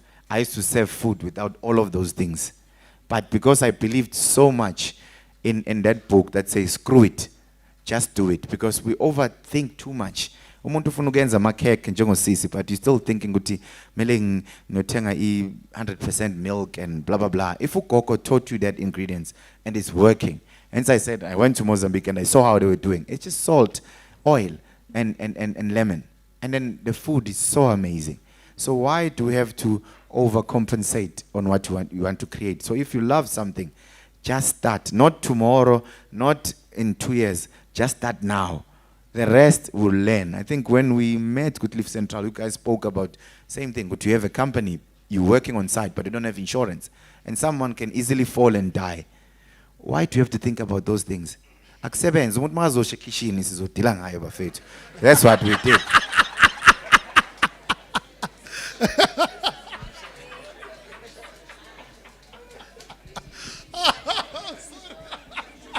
Oh, I'm sorry. Oh my goodness. Oh, sorry. Oh my goodness. Sorry. Nah, that's yeah. Because literally, that's how most of our businesses were built. But to the insurance brokers in the room, they're like, yeah. Look at that. You're saying, yeah. No, man. And then I think for me, when you sort of look at, I think we sort of started in talking about mindset, segueing into, did you ever feel ounces of rejection? Not necessarily rejection, but I think in your answer you sort of talk about how you deal with criticism. But let's talk a little bit about, so what then, I think you then almost then touched on it, right? Because on the back end, I will not shut down because I know the lives that I'm responsible for, and I'll make sure that I put these on the table, which then almost then equals out as a why. But I think when we then flip it to the other side, is that also equally what has kept you inspired to stay in the game, or are there other notes and elements that have kept you inspired to continue innovating, creating, and pushing? Yeah, I think it's the response from the customers, right? And equally so when we get criticism, guys, even if some of you are going to go to the restaurant today, if there's mistakes, there's people that come to you and tell you the positives first. They tell you, brah, what you're doing for your community, it's amazing. You understand? I mean, I'm at this point now, we have acquired the Nkoshama Pakistan, let me put it straight, next to us. I'm taking over that space. I want to...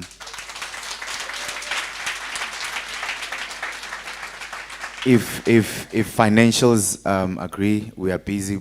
This year, it's a vision for this year. We want to do a most daily plus. Plus, we mean that we're going to start acting like our old tuck shops. We're going to have everything like a market inside. You can buy all your groceries in there. Then we'll have a makota, because the mine taught me that. I never thought I'll be in that space, but getting an opportunity in mine, winning that tender there, made me realize, Guti, there's money in chips, there's money in fish, there's money in the makota. You understand? I'm sorry for the guys who do makotas, but I'm coming into your space. So I realized, because we are next to a school, I was avoiding those kids. The kids love the brand. Last year I interacted with them. I gave away about 200 school shoes. That was my wish, because when I was growing up in Gauteng, I wouldn't say I was poor. I hate the word poor, because our parents worked so hard for us. I come from a family of 28. When I think about it now, I wouldn't expect my dad to buy all of us shoes. But I was adopted by a gran who bought, there were shoes from Wordsworth, if guys know, they were brown. And that lady changed them to black for me. She gave me the shoes. She told me, Guti, I don't come from a poor background, I can do it.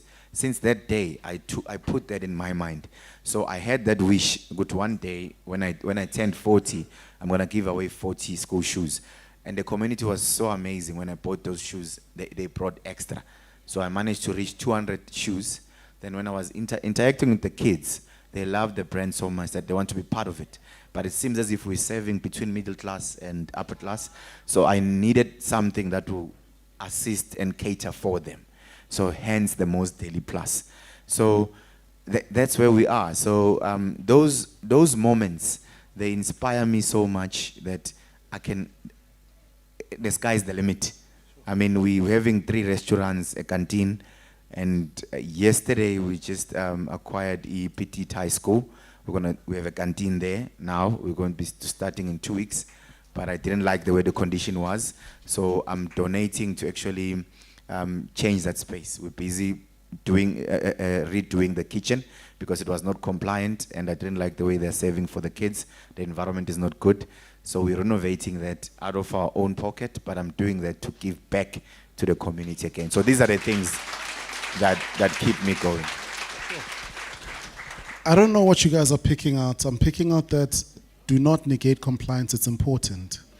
Understand your customer segments. Serve them well. When you've understood them and served them well, you are able to build other product lines within your customer segment. Being very deliberate and intentional around what, you see, it's what Linda was talking about earlier on, strategic goals. He already has a plan for what they are launching this year, but they acquired it the previous year. Thinking ahead, but now the part that I love is this part that you touch on here. You've got a client, you've gone in, you don't like the condition of the kitchen because it's not on your brand standard. How important is it, to show up at the highest level when protecting your brand and delivering to your customer? Then on the second part, it also then, what you touch on now, the latter part of your comment also touches on playing the long game. Why is it important to play the long game? Because sometimes, we want quick things, but you're kind of playing the long game with this one. What are your thoughts on that? I think the long game works for me because it's part of the humbleness. I liked what the gentleman said. I liked a lot. Remain humble, guys. As much as we've gone through the journey, I've gone through the journey that I've gone to, I'm still even scared to post next to my car and post it on Facebook. It's the long game. You're protecting your brand. Because there's something that we always talk with my fellow entrepreneurs, that once you start showing that you've succeeded, your clients leave. I don't know how many times it happened. Once your success shows from our own black community, the client leave. Uzama is there. Uzama, you understand? Then you're not protecting your brand. Even now, if I could get jeans almost daily, I would do them. If I can get a choke almost daily, I'll wear it. Because that's how important your brand is. When you show up, when your brand speaks first. Your brand must speak volumes. Even to the guys who are going to win today, marketing, what I've won, marketing was way before our food. I don't want to lie. Our marketing was out there. People will see you. So if you get in, there's a banner at the back. You understand that those things are the ones that they stick into somebody's image. Even if you could like Ngabagubi, I don't want to lie. My guys would sometimes try to sabotage. We fired a few, but people will call me. and say, we don't like what happened yesterday, and this is not you, because they know me, and this is not you, and we're supposed to have a lot of criticisms in our social media, but we don't have. People choose to inbox, because you know what? You're not showing yourself out there. You're not wearing. I saw your recent post. You're buying Mbila, and then people are like, "Ufagi Adidas." I don't know why people think that we cannot wear Adidas. It's true. They're not listening to the message, but they just want to bash. Abantu banjalo. So try as much as you can every day. Wear your brand with pride. Just wait. Whether you're going to a mall, when you're going somewhere, wear your brand, because this thing, it sticks to a lot of people. Even if they just say, "Mina Bizo Mr. Fish," and I've accepted it. That's me. That's my brand. Big round of applause, ladies and gentlemen. Ash, I think I was a guest, but I was facilitating, so I was so enamored. I think I went over, but this is the moment where we'll have a roving mic. I mean, anyone who's got a question? Okay, I've got a lady. Hey, I need to balance out. Now I've got a lady. I've got the lady here. I've got the lady there. Could we please start here? And then on this side as well, I've got those two. Okay, I'll start with those. Okay, 5. 1, 2, 3, 4, 5. Can I see? Perfect. Perfect. Hi, guys. Please Hi. press it under. There's a red button. Sorry about that. You're on. Hi. Oh, hi, yeah, Isham, nice. thank you. Mina ngibiza babu Mosdale. What I would like to ask you is that what was your biggest challenge in your first few months of operation? I understand that when you're a businessman or whoever, like a businesswoman, we experience challenges every day. But there are those that you know for sure that you see this one, it almost killed me. Yeah. What was that one, if I may ask? Thank you.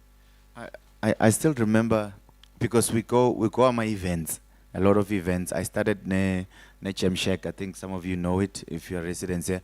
Gem Shack Food Lovers Session.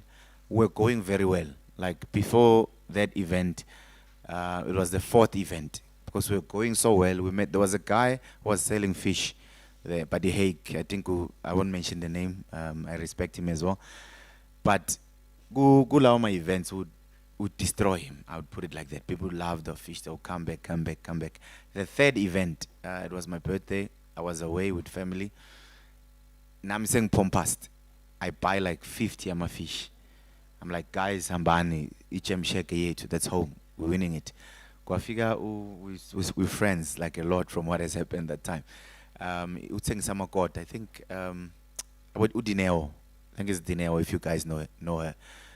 Floyd. Afri Foods, if you know him. Yeah, Afri Foods. I didn't know Afri Foods that time. Uzene Kota, I'm a tower. And like, there was a queue, like for the first time ever. We want to so try like we are owner. There was a huge queue, and I didn't have a store at the time. We were relying on you will buy stock, you go to the event, you sell, you make money.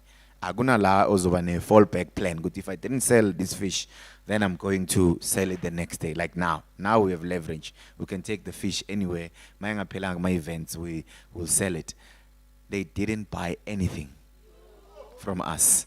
They were queuing Gumakota, like they were buying. And I mean, it's my birthday. I'm calling the guys. Hey, James, I'm sure by now you are selling out. But hey, bruh, enjoy your birthday. At least they spared me that moment. They didn't tell me what's going on. But relax, I stopped calling us, enjoy your birthday. The next day I learned which I'm left nama fish out 50 that I bought. You understand? Knowing Guti Nzoba grand. And it was not the only moment. It happened in Tembisa as well. There's guys who are doing this. It's Tembisa Street Fest, but they've changed now. It's another one. Same. And Namakota always beat us. And guys, traditional food, you cannot take away anything from them. Bekono mama literally ne bag. So aga yenza makota lo mama on a team. Hlezi uthatha imali. See, worse, we were next to her as a stall. We were looking, we only sold 3 fish. From there, so there's a moment in life your business will take you to a stage that you think you've made it, but it will take you down. You understand? Like big time. Izok drop, I send figile yimim ula, it drop it down. So those were the moments that we faced, and that fish yabola. Because I didn't have proper storage for it. I would buy straight from the supplier, and I still didn't have a relationship. Unlike now I've built relationships that even if Yasala I can take it back, you understand? But those are the moments that you, like the wise, where you learn, Guti, even if you fall, you stand up, you take your armor, you go back, we all again.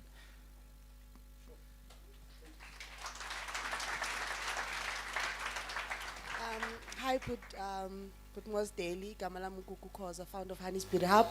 We're located at Etwata. So I have two questions for you. One is, how do you deal with your employees? I'm a bubbly person naturally, so I sometimes feel like I'm too nice or too friendly to my employees, which I feel like sometimes it leads to them not focusing on the work. I would have so many complaints from clients, and I don't want them to be scared of me because I can be intimidating, and I don't want them to be scared of me because I can be really scary.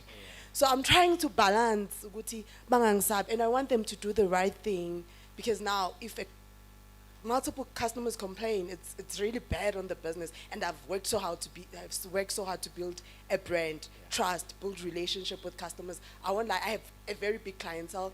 I know I'm a customer that would really prefer to come to me rather than going somewhere else.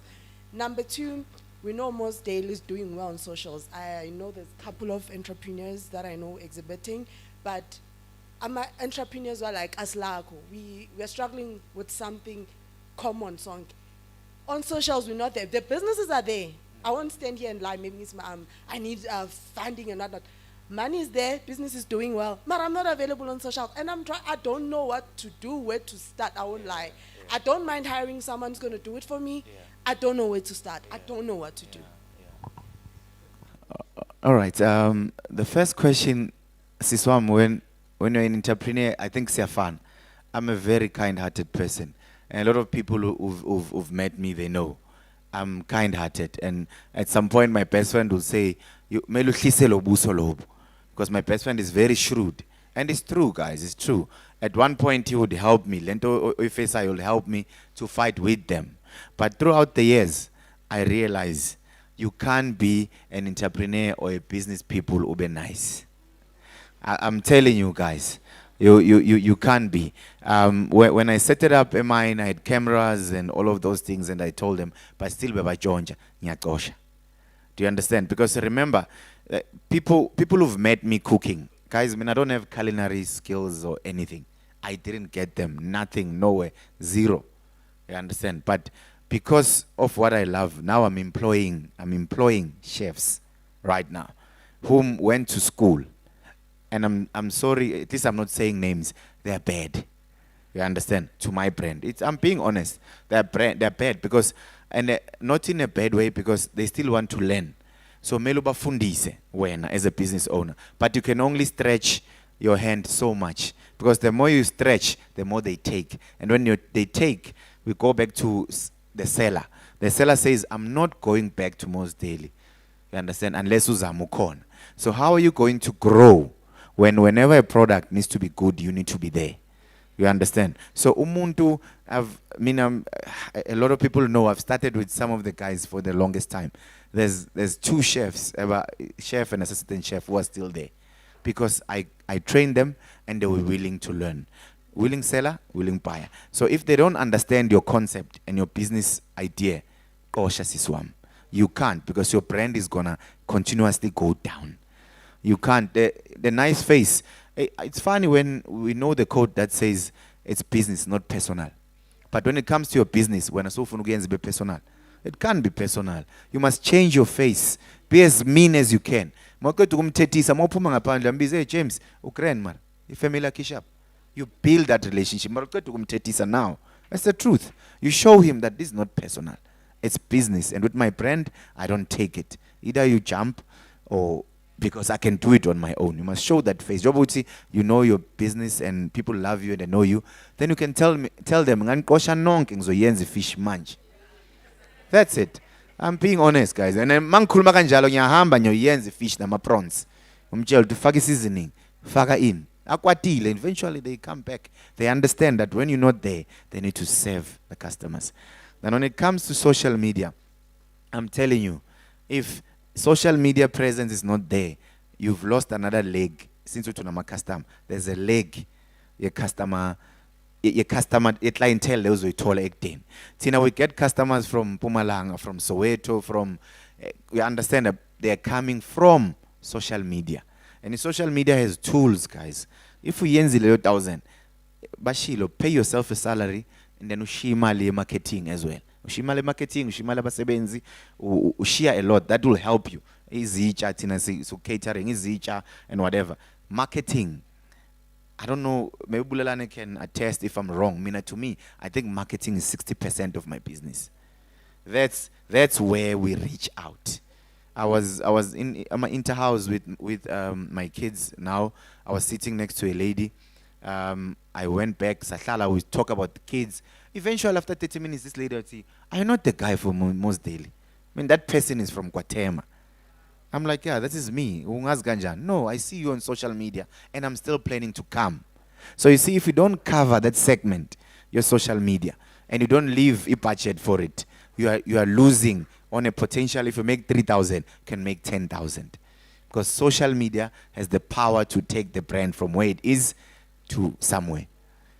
So I don't know if you hire someone or what you do. Mina ngiyazenzela social media. It's me who's talking there.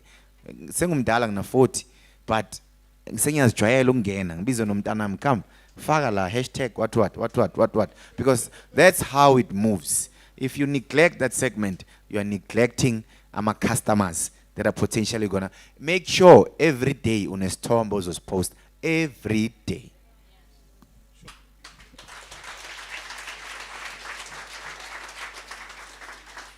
No, I definitely confirm and attest to what he's saying, because I think when I ran one of my other companies, 95% of our revenue came from online. But my lady, it's your moment. Do I need to press it? Is it on live streaming? Yeah, I on my. Okay, so Mwina Nonke. Igama lami nguLebu. I'm a founder and creative director of a fashion house called Is Pity Pity Wears. I don't know in the room, Bangai Kabandabasazi is Pity Pity. This is Pity Pity. You can just raise your hand if you know my brand. Thank you. Thank you so much, guys. So one thing I've learned about life is that I will never miss an opportunity to present myself, because I can never know who's in the room who to recognize me. And then when they meet me someday, Angzangeng is introduced. So that day was a waste. So I just stood right here to just introduce myself and say, I'm here. Because I'm really here, you know? And what does Pity Pity do? So Is Pity Pity is a fashion house built on two sides. So Is Pity Pity, we are all about embracing people's stories. Sihlangene la sonke because of Is Pity Pity. We all come from different stories, different backgrounds, different beds more than anything.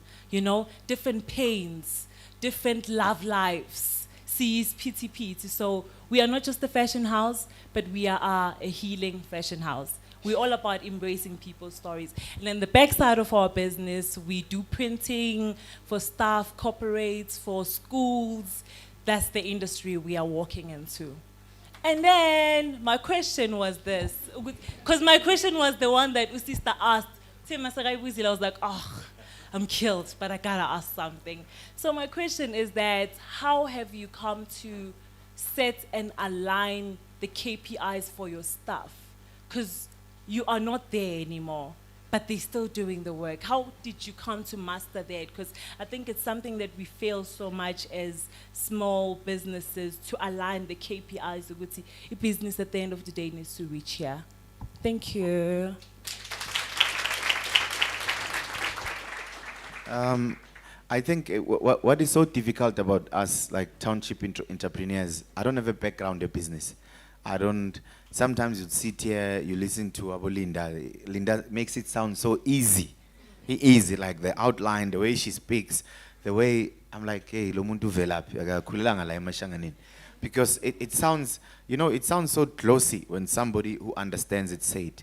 mina ngizithatha njengomuntu ophume eGasi. Like ngilwile.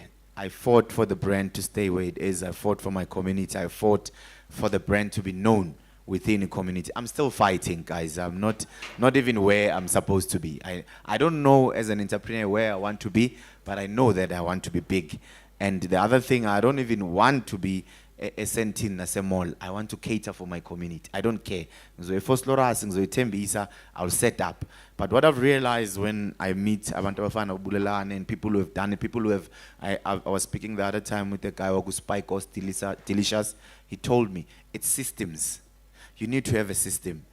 Go ngisaqala bengizilandela isitoko ngilanda amazambane ngisearcha ukuthi ngizothatha kuphi. Now I have people that delivers. You understand? There's a specification you align to your brand. If fish yakho mele be so, must be this centimeter, it must be this heavy. Ma prawns wako must be this big. You understand?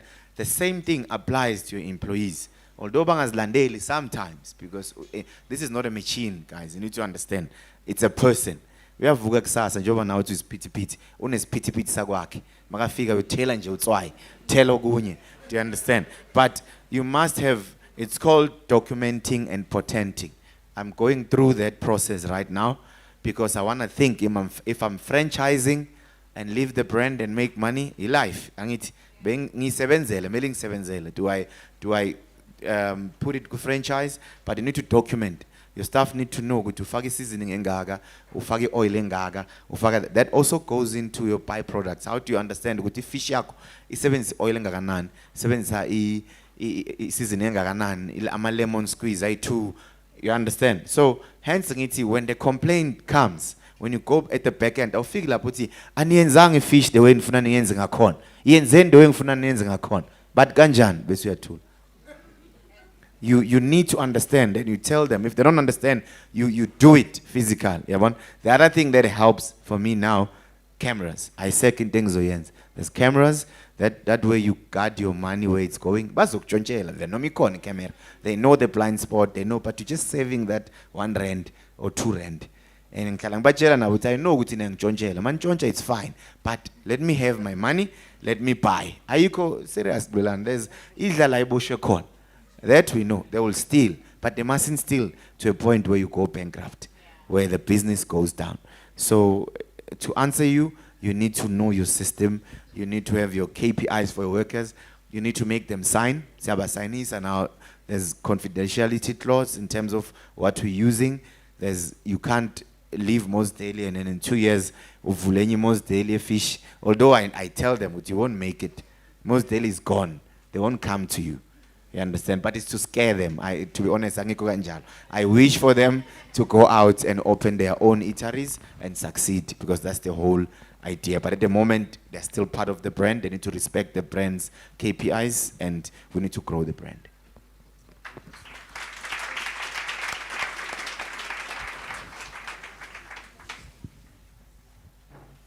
Sanibonani. Hey guys, ngibona ezinye izandla. Hey, phela kuyashisa, we must eat. Please just get the mic on for the lady.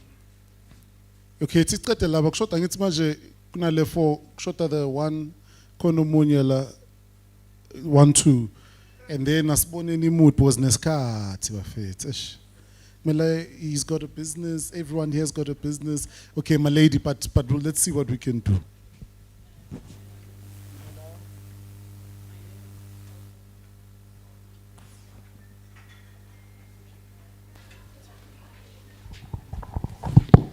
One, two. Thank you. Sanibonani. My name is Khawkhelo Baloyi from KG Love Notes. I'm a marriage and family counselor. Bengicela ukubuza But Moss. But you are selling, you started with a fish, of which la ekasi. A fish is something esidla ethini, not the fish. So I wanted to know, Gutsi, how did you introduce your brand, your fish, to Tina like us? Like, how do you open abantu amehlo to your brand? Because right now I'm a counselor and most of my clients, 70% of my clients are white people because abantu bethu, they think communication doesn't matter. So that's my question. Thank you. Thank you so much. I think I want to stand up for your question, because firstly, it's confidence. That's how you sell your brand, confidence. And I understand umuntu oqala a brand or a business, athi yena usaba abantu, then don't come in.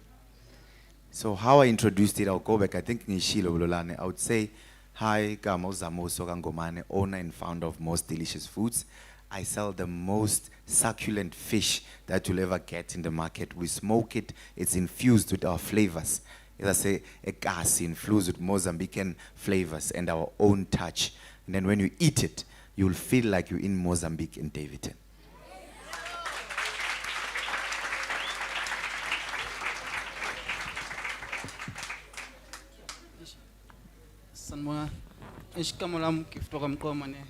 I've just started. I've just started Nyana as. Let me not call it a small Nyana business. I've just started a business of where I make amateur good. I've seen good. There's a lot of competition in Umakota, so I've thought good. Let me venture out and try amateur good. So my question is so good. I would like to know good. Mau promote business here, cause like mau yago ma companies and do ama samplings. Like how did you go about that? And also, ukali business yakhe lokishini, whereby we know most of my businesses wakali lokishini was succeed. So how did you maneuver through that? Yeah, I think that's pretty much it. No, I think I disagree with most of my businesses. So our succeed. I succeed, guys.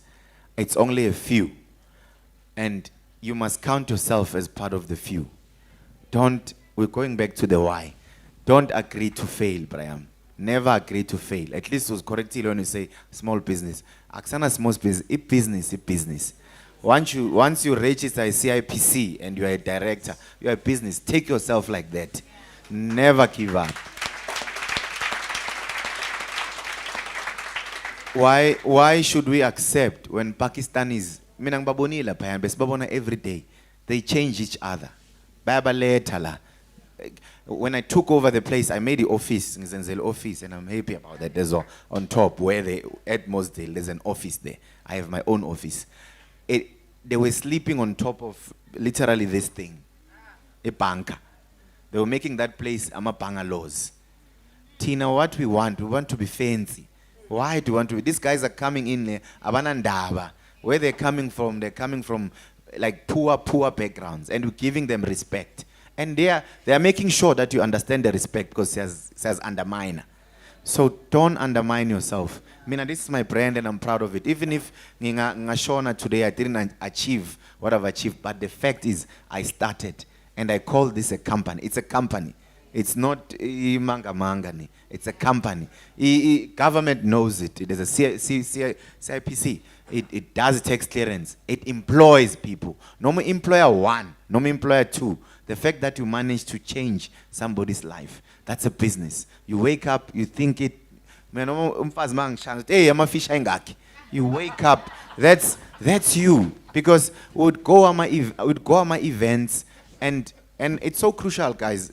Align yourself with the market. When I say align yourself with the market, Tina Guti is very popular. We went to Gauteng. You hear what I'm telling you? We went to Tembisa. We went to Soweto. Align yourself. Go out.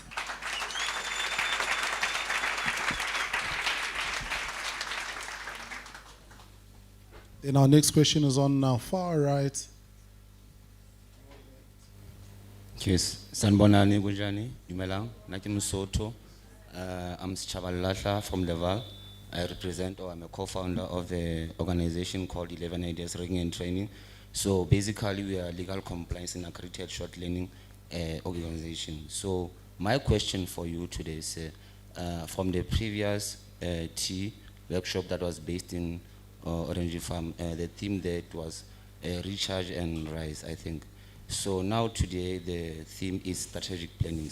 So heading into 2026, so I'd like to know my main focus, how do you maintain the composure and how do you maintain the balance of identifying your business? And then the second question here from me to you is, how do you penetrate the space of aligning with your company's identity and staying, being visible or credibility? As you know, that township economy or businesses, they are not that visible, and then people give credibility to the businesses that are based in town, no, in the towns. So here we are in the locations, trying to penetrate the cycles, or maybe moving from being informal or to the corporate sectors. How do you go about that, and then how do you stay composed in that? Thank you.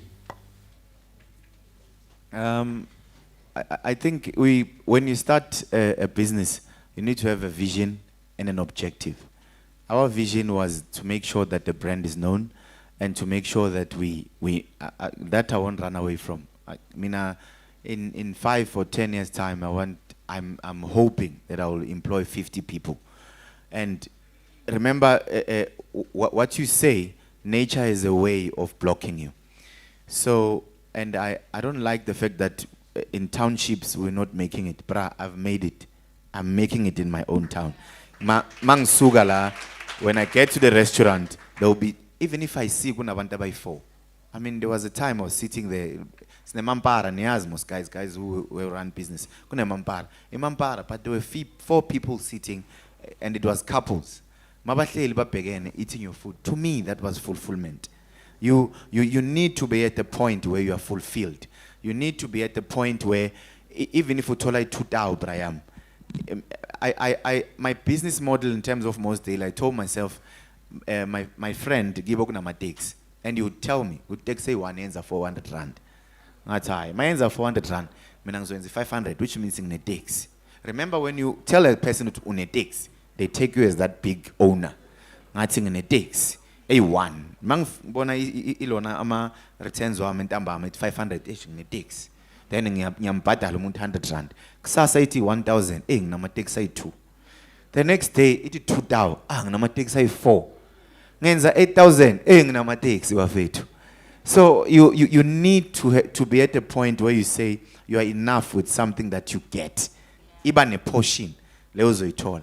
I don't want to say in mind, joba si say mind, because there's 6,000 employees per shift on a day.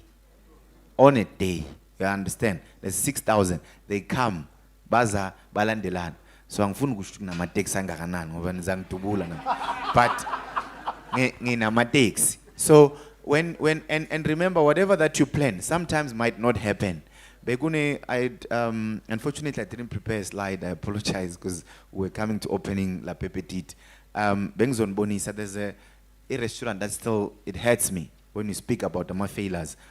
I think I spent about 250K to renovate that place, Epinoni.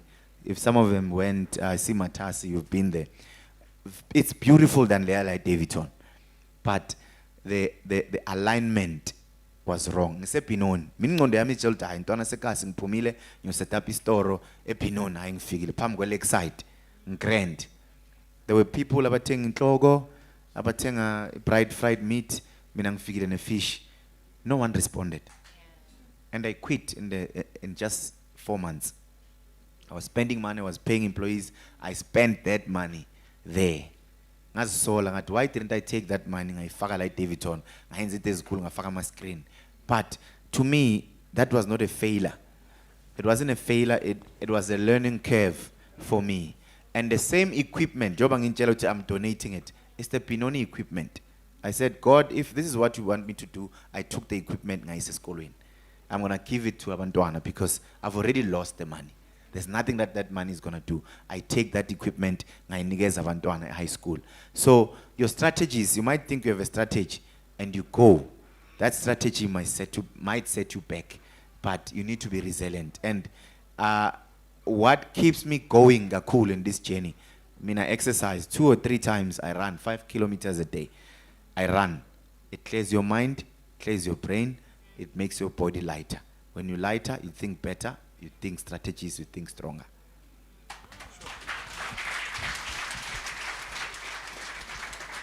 I know, guys, there were many hands. It's just time. It's me, it's not him. It's just I want us to manage time this last task. People have got commitments. We said 13:45. I just want to respect them, but I promise you, as he exits, maybe I can't, guys. But I think for me, the last part, and then we close, is what message would you love to share with these amazing entrepreneurs? I mean, you've shared quite a bit already, but is there anything else in your heart, direct or in contrast to the conversation, that you wanted to share with them? Parting shot, advice, motto, then we shut off the segment. No, thanks, Bulelani. And also, before you shut, thank you so much again to T. Thank you so much to you. And I'm hoping that one day, one of you will also be here. It might look easy, intimidate. It's not easy, but hoping that don't stop what you guys are doing, because this is what has actually made us to grow. I've been following you for years. I've been following the brand for years. I've been following you. And if there's opportunities like what you're creating for your community, continue. Don't stop. And I truly appreciate the platform. And to my entrepreneurs, I think, like you said, I might sound like I'm repeating myself, but love, love, love, and love what you're doing. Don't just do it because somebody else is doing it. And don't just do it because you want to make money. Mina, what's happening? I told myself that I'm not going to chase money. Money must chase me. And it must chase me whilst doing what I love. So do the same. Dig deep into your soul. Don't just start something because uzama wenza fish. Angeke kulunge kuzama. Because sasa uzocabanga uzama your lawyer, uhambe your lawyer, and then something will happen. Just do what you love. And if you love what you do, money will follow you and success. Ladies and gentlemen, a big round of applause for our Mbawula Chat guests. Please be on. Thank you so much, bro.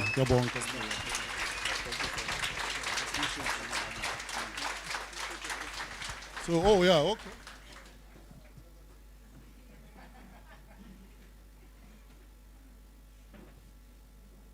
And then please take one of him. Yeah, solo. May I please hold your bag? Maybe let back in amatics. You guys enjoy that? That was phenomenal. And that's the thing, right? These amazing entrepreneurs whose journeys and stories we can point at, there's so much we can learn from. Just go ask. Then we're going to hand over to Spoo, who's going to announce and do his thing. But thank you so much, bro. Appreciate you very, very much. Big round of applause.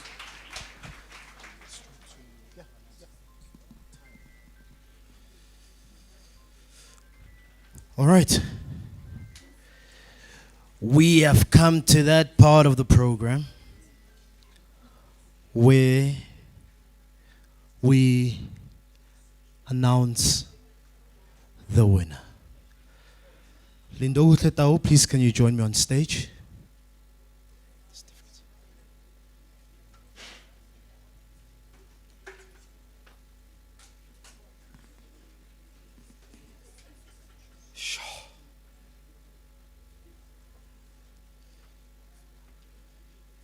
Please, can you come on this side? Come on my right to this side.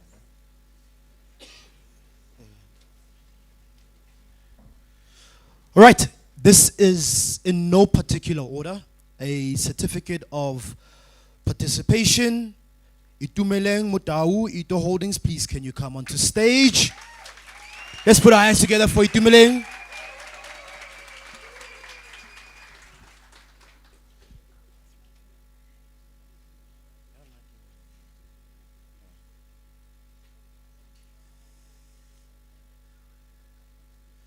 Then we have, are we happy? SK, we sharp? Okay. Yeah. Constance Monareng, Keep It Clean Laundry Services.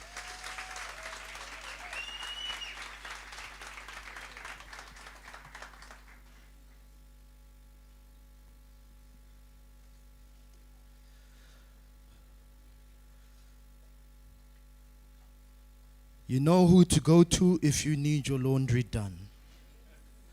Albert Zita, Sir Alba Tutoring and Arts Academy.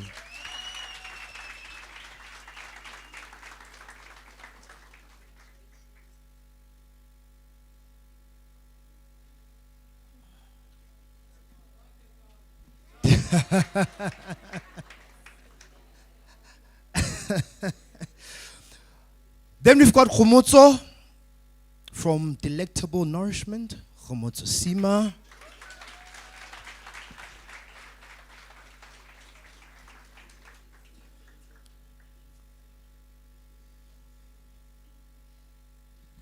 Then we have Fun for Kids, Tsatseng Rancho. My brother, please come.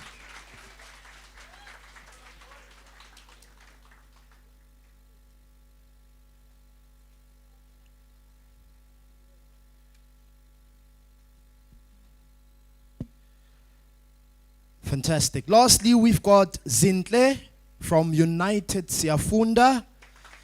Zintle Valemini from United Siafunda.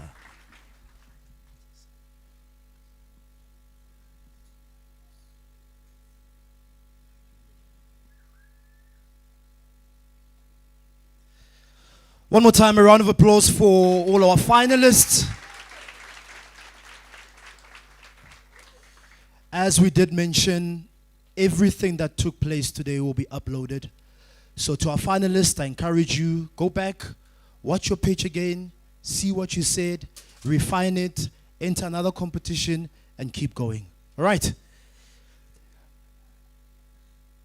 Please can Lebu join me on stage. Debza, please come and join me on stage. All our speakers and our judges, please join me on stage.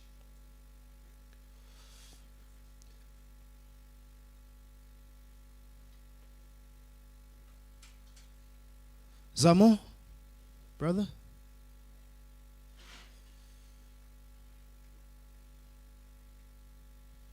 Okay, so please can you know how I'm gonna do this. Please come this side, ne? Please switch with. Yeah. So but it no, don't worry. I know what I'm doing. Don't worry. Yeah, exactly. Perfect. Oh, don't worry. Yeah. All right. So, I need to get the right. I don't want to do a Steve Harvey. This thing is too precious.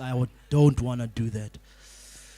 Ladies and gentlemen, it is an honor and a privilege to announce the winner of the 42nd Kasi Pitching Challenge right here in Daveyton. What I'm going to need you to do is I'm going to need you to give me the biggest, most energetic drum roll, lap roll, make some noise. Come on. Don't stop.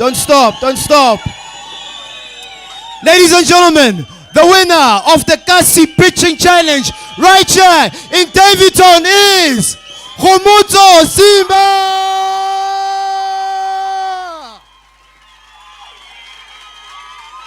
Po.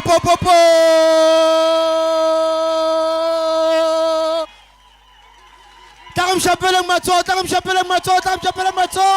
Come. This is big. What does this mean to you? And how will this winning help your business? Sure.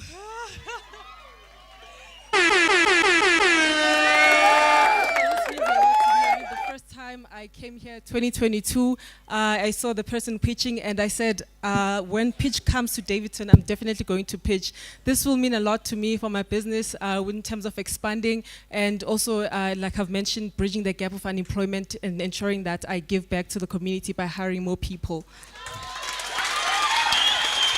Fantastic. So let me hold this for you.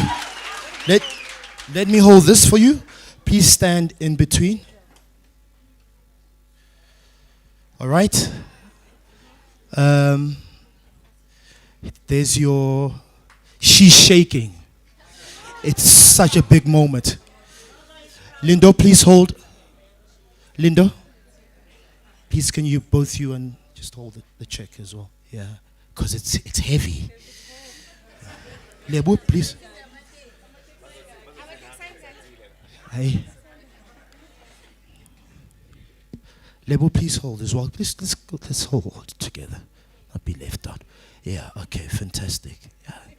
Please look straight into that camera. There's the cameraman. Smile, your biggest smile, your brightest smile, your 50,000 smile.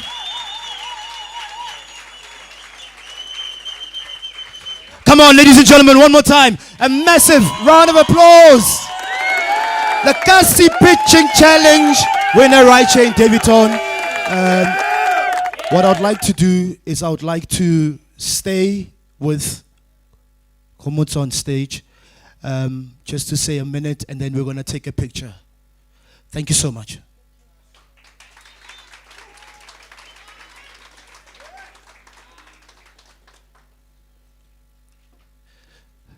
Incredible.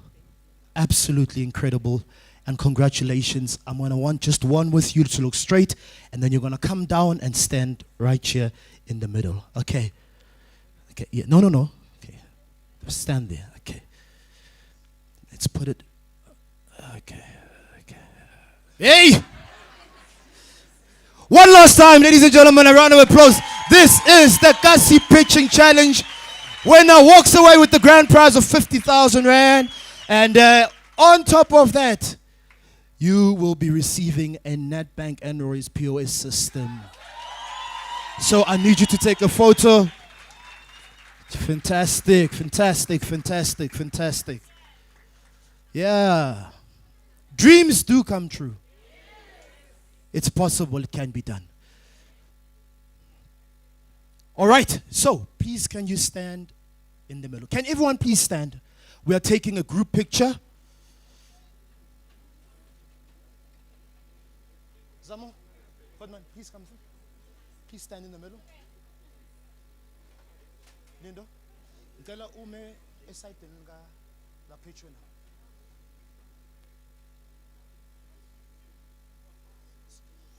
Yeah. Fantastic. All right.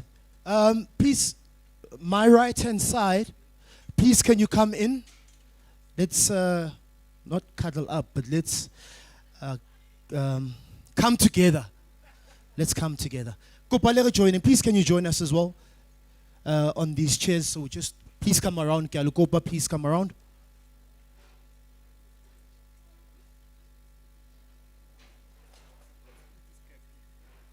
So we want to close if we want to close the gap, please can you move just to close the gap. So please move to my right hand side. As far as gap on. What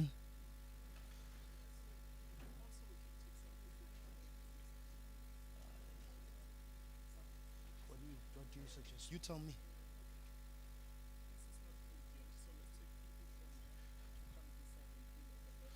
Can the ones from the back come?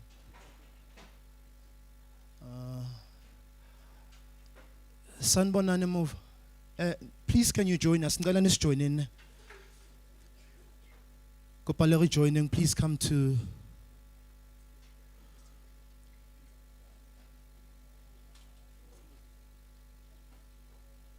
Yeah, please you can go on the right hand side as well. Yeah. Thank you.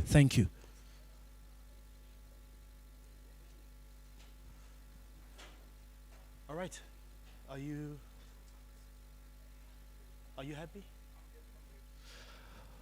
All right. So, this is the group picture. Yeah. Please, can you all just put your hands up, right? Can we all have your hands up? Both hands up, like we're doing the countdown, huh? All right, just put your hands up. So this is how we're going to do it very quickly. I'm going to shout. I'm going to say 1, 2, 3, and then I'm going to say hashtag. You say join us for tea. Hashtag together, Becky, like before, but we're not doing the countdown. Right, so I'll go 1, 2, 3, hashtag. But with your hands up, bang it. Oh. All right, so let's have the hands up. Are we ready? Are we ready? You've been incredible. Let's finish off the way that we started. Are we together? Okay. 1, 2, 3. Hashtag. Hashtag. Together. Bekeli beke. Daveyton, give yourselves a round of applause. Thank you, thank you, thank you, thank you, thank you. You can have a seat so I can share with you the food arrangements, and then it's a wrap.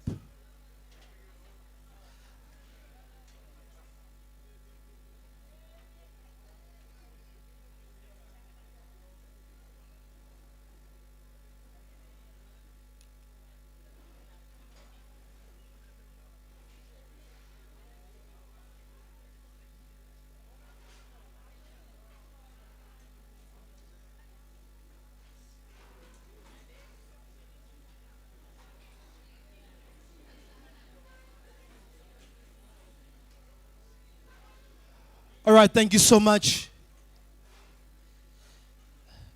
The big question is, should we come back? I don't know. Angenizwa Daveyton, should we come back?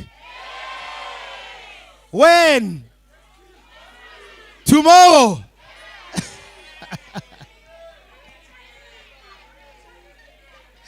Bekeli beke. Just in closing, on behalf of T, on behalf of Nedbank, we want to say big thank you to every single one of you for coming through. Because we can set this up and then people don't come, then there's no workshop. So, Mvugile, Nakeza, Nazogala, you came, you learned. Like nobody, you know, it's understandable for you to pay for a ticket and stay the whole concert because you paid for it. But you come to a session like this, it shows that you are hungry to learn. You are hungry to go. You are hungry to take your business to the next level. So, from the bottom of our hearts, we want to say big, big thank you. Siyabonga kakhulu. Let this not be the last time you hear from T or we hear from you. It's a community because you can't succeed in isolation. Are we together? So, even the connections that you've made today, it mustn't just stop here. No, we met. We'll see each other sometime. The people that make it are the people that take action. So we encourage you. We don't want it to be like another church service. Hey, lo muntu dala hamba ma workshop. Hey, amasanga ma workshop, but there's no improvement. But there's only improvement if we take what we've learned from all our incredible speakers and we put it into action. This is your platform. When we come back again, you must be on stage. Are we together? Fantastic. To our online audience, thank you so much for sticking with us for the last 5-6 hours. We appreciate you. Please stay tuned in. We're back again next month. The date will come out, but we love you and appreciate you. Let's give our online audience a round of applause and say a big, big thank you to our online audience and to everyone involved. Don't forget to go and see Nedbank. So siyayivala lapho, continue to network. Please do not stand until I tell you to stand, because now we're going to the food part. And you know the food part can ruin a lot of things. You know. So I'm going to start on my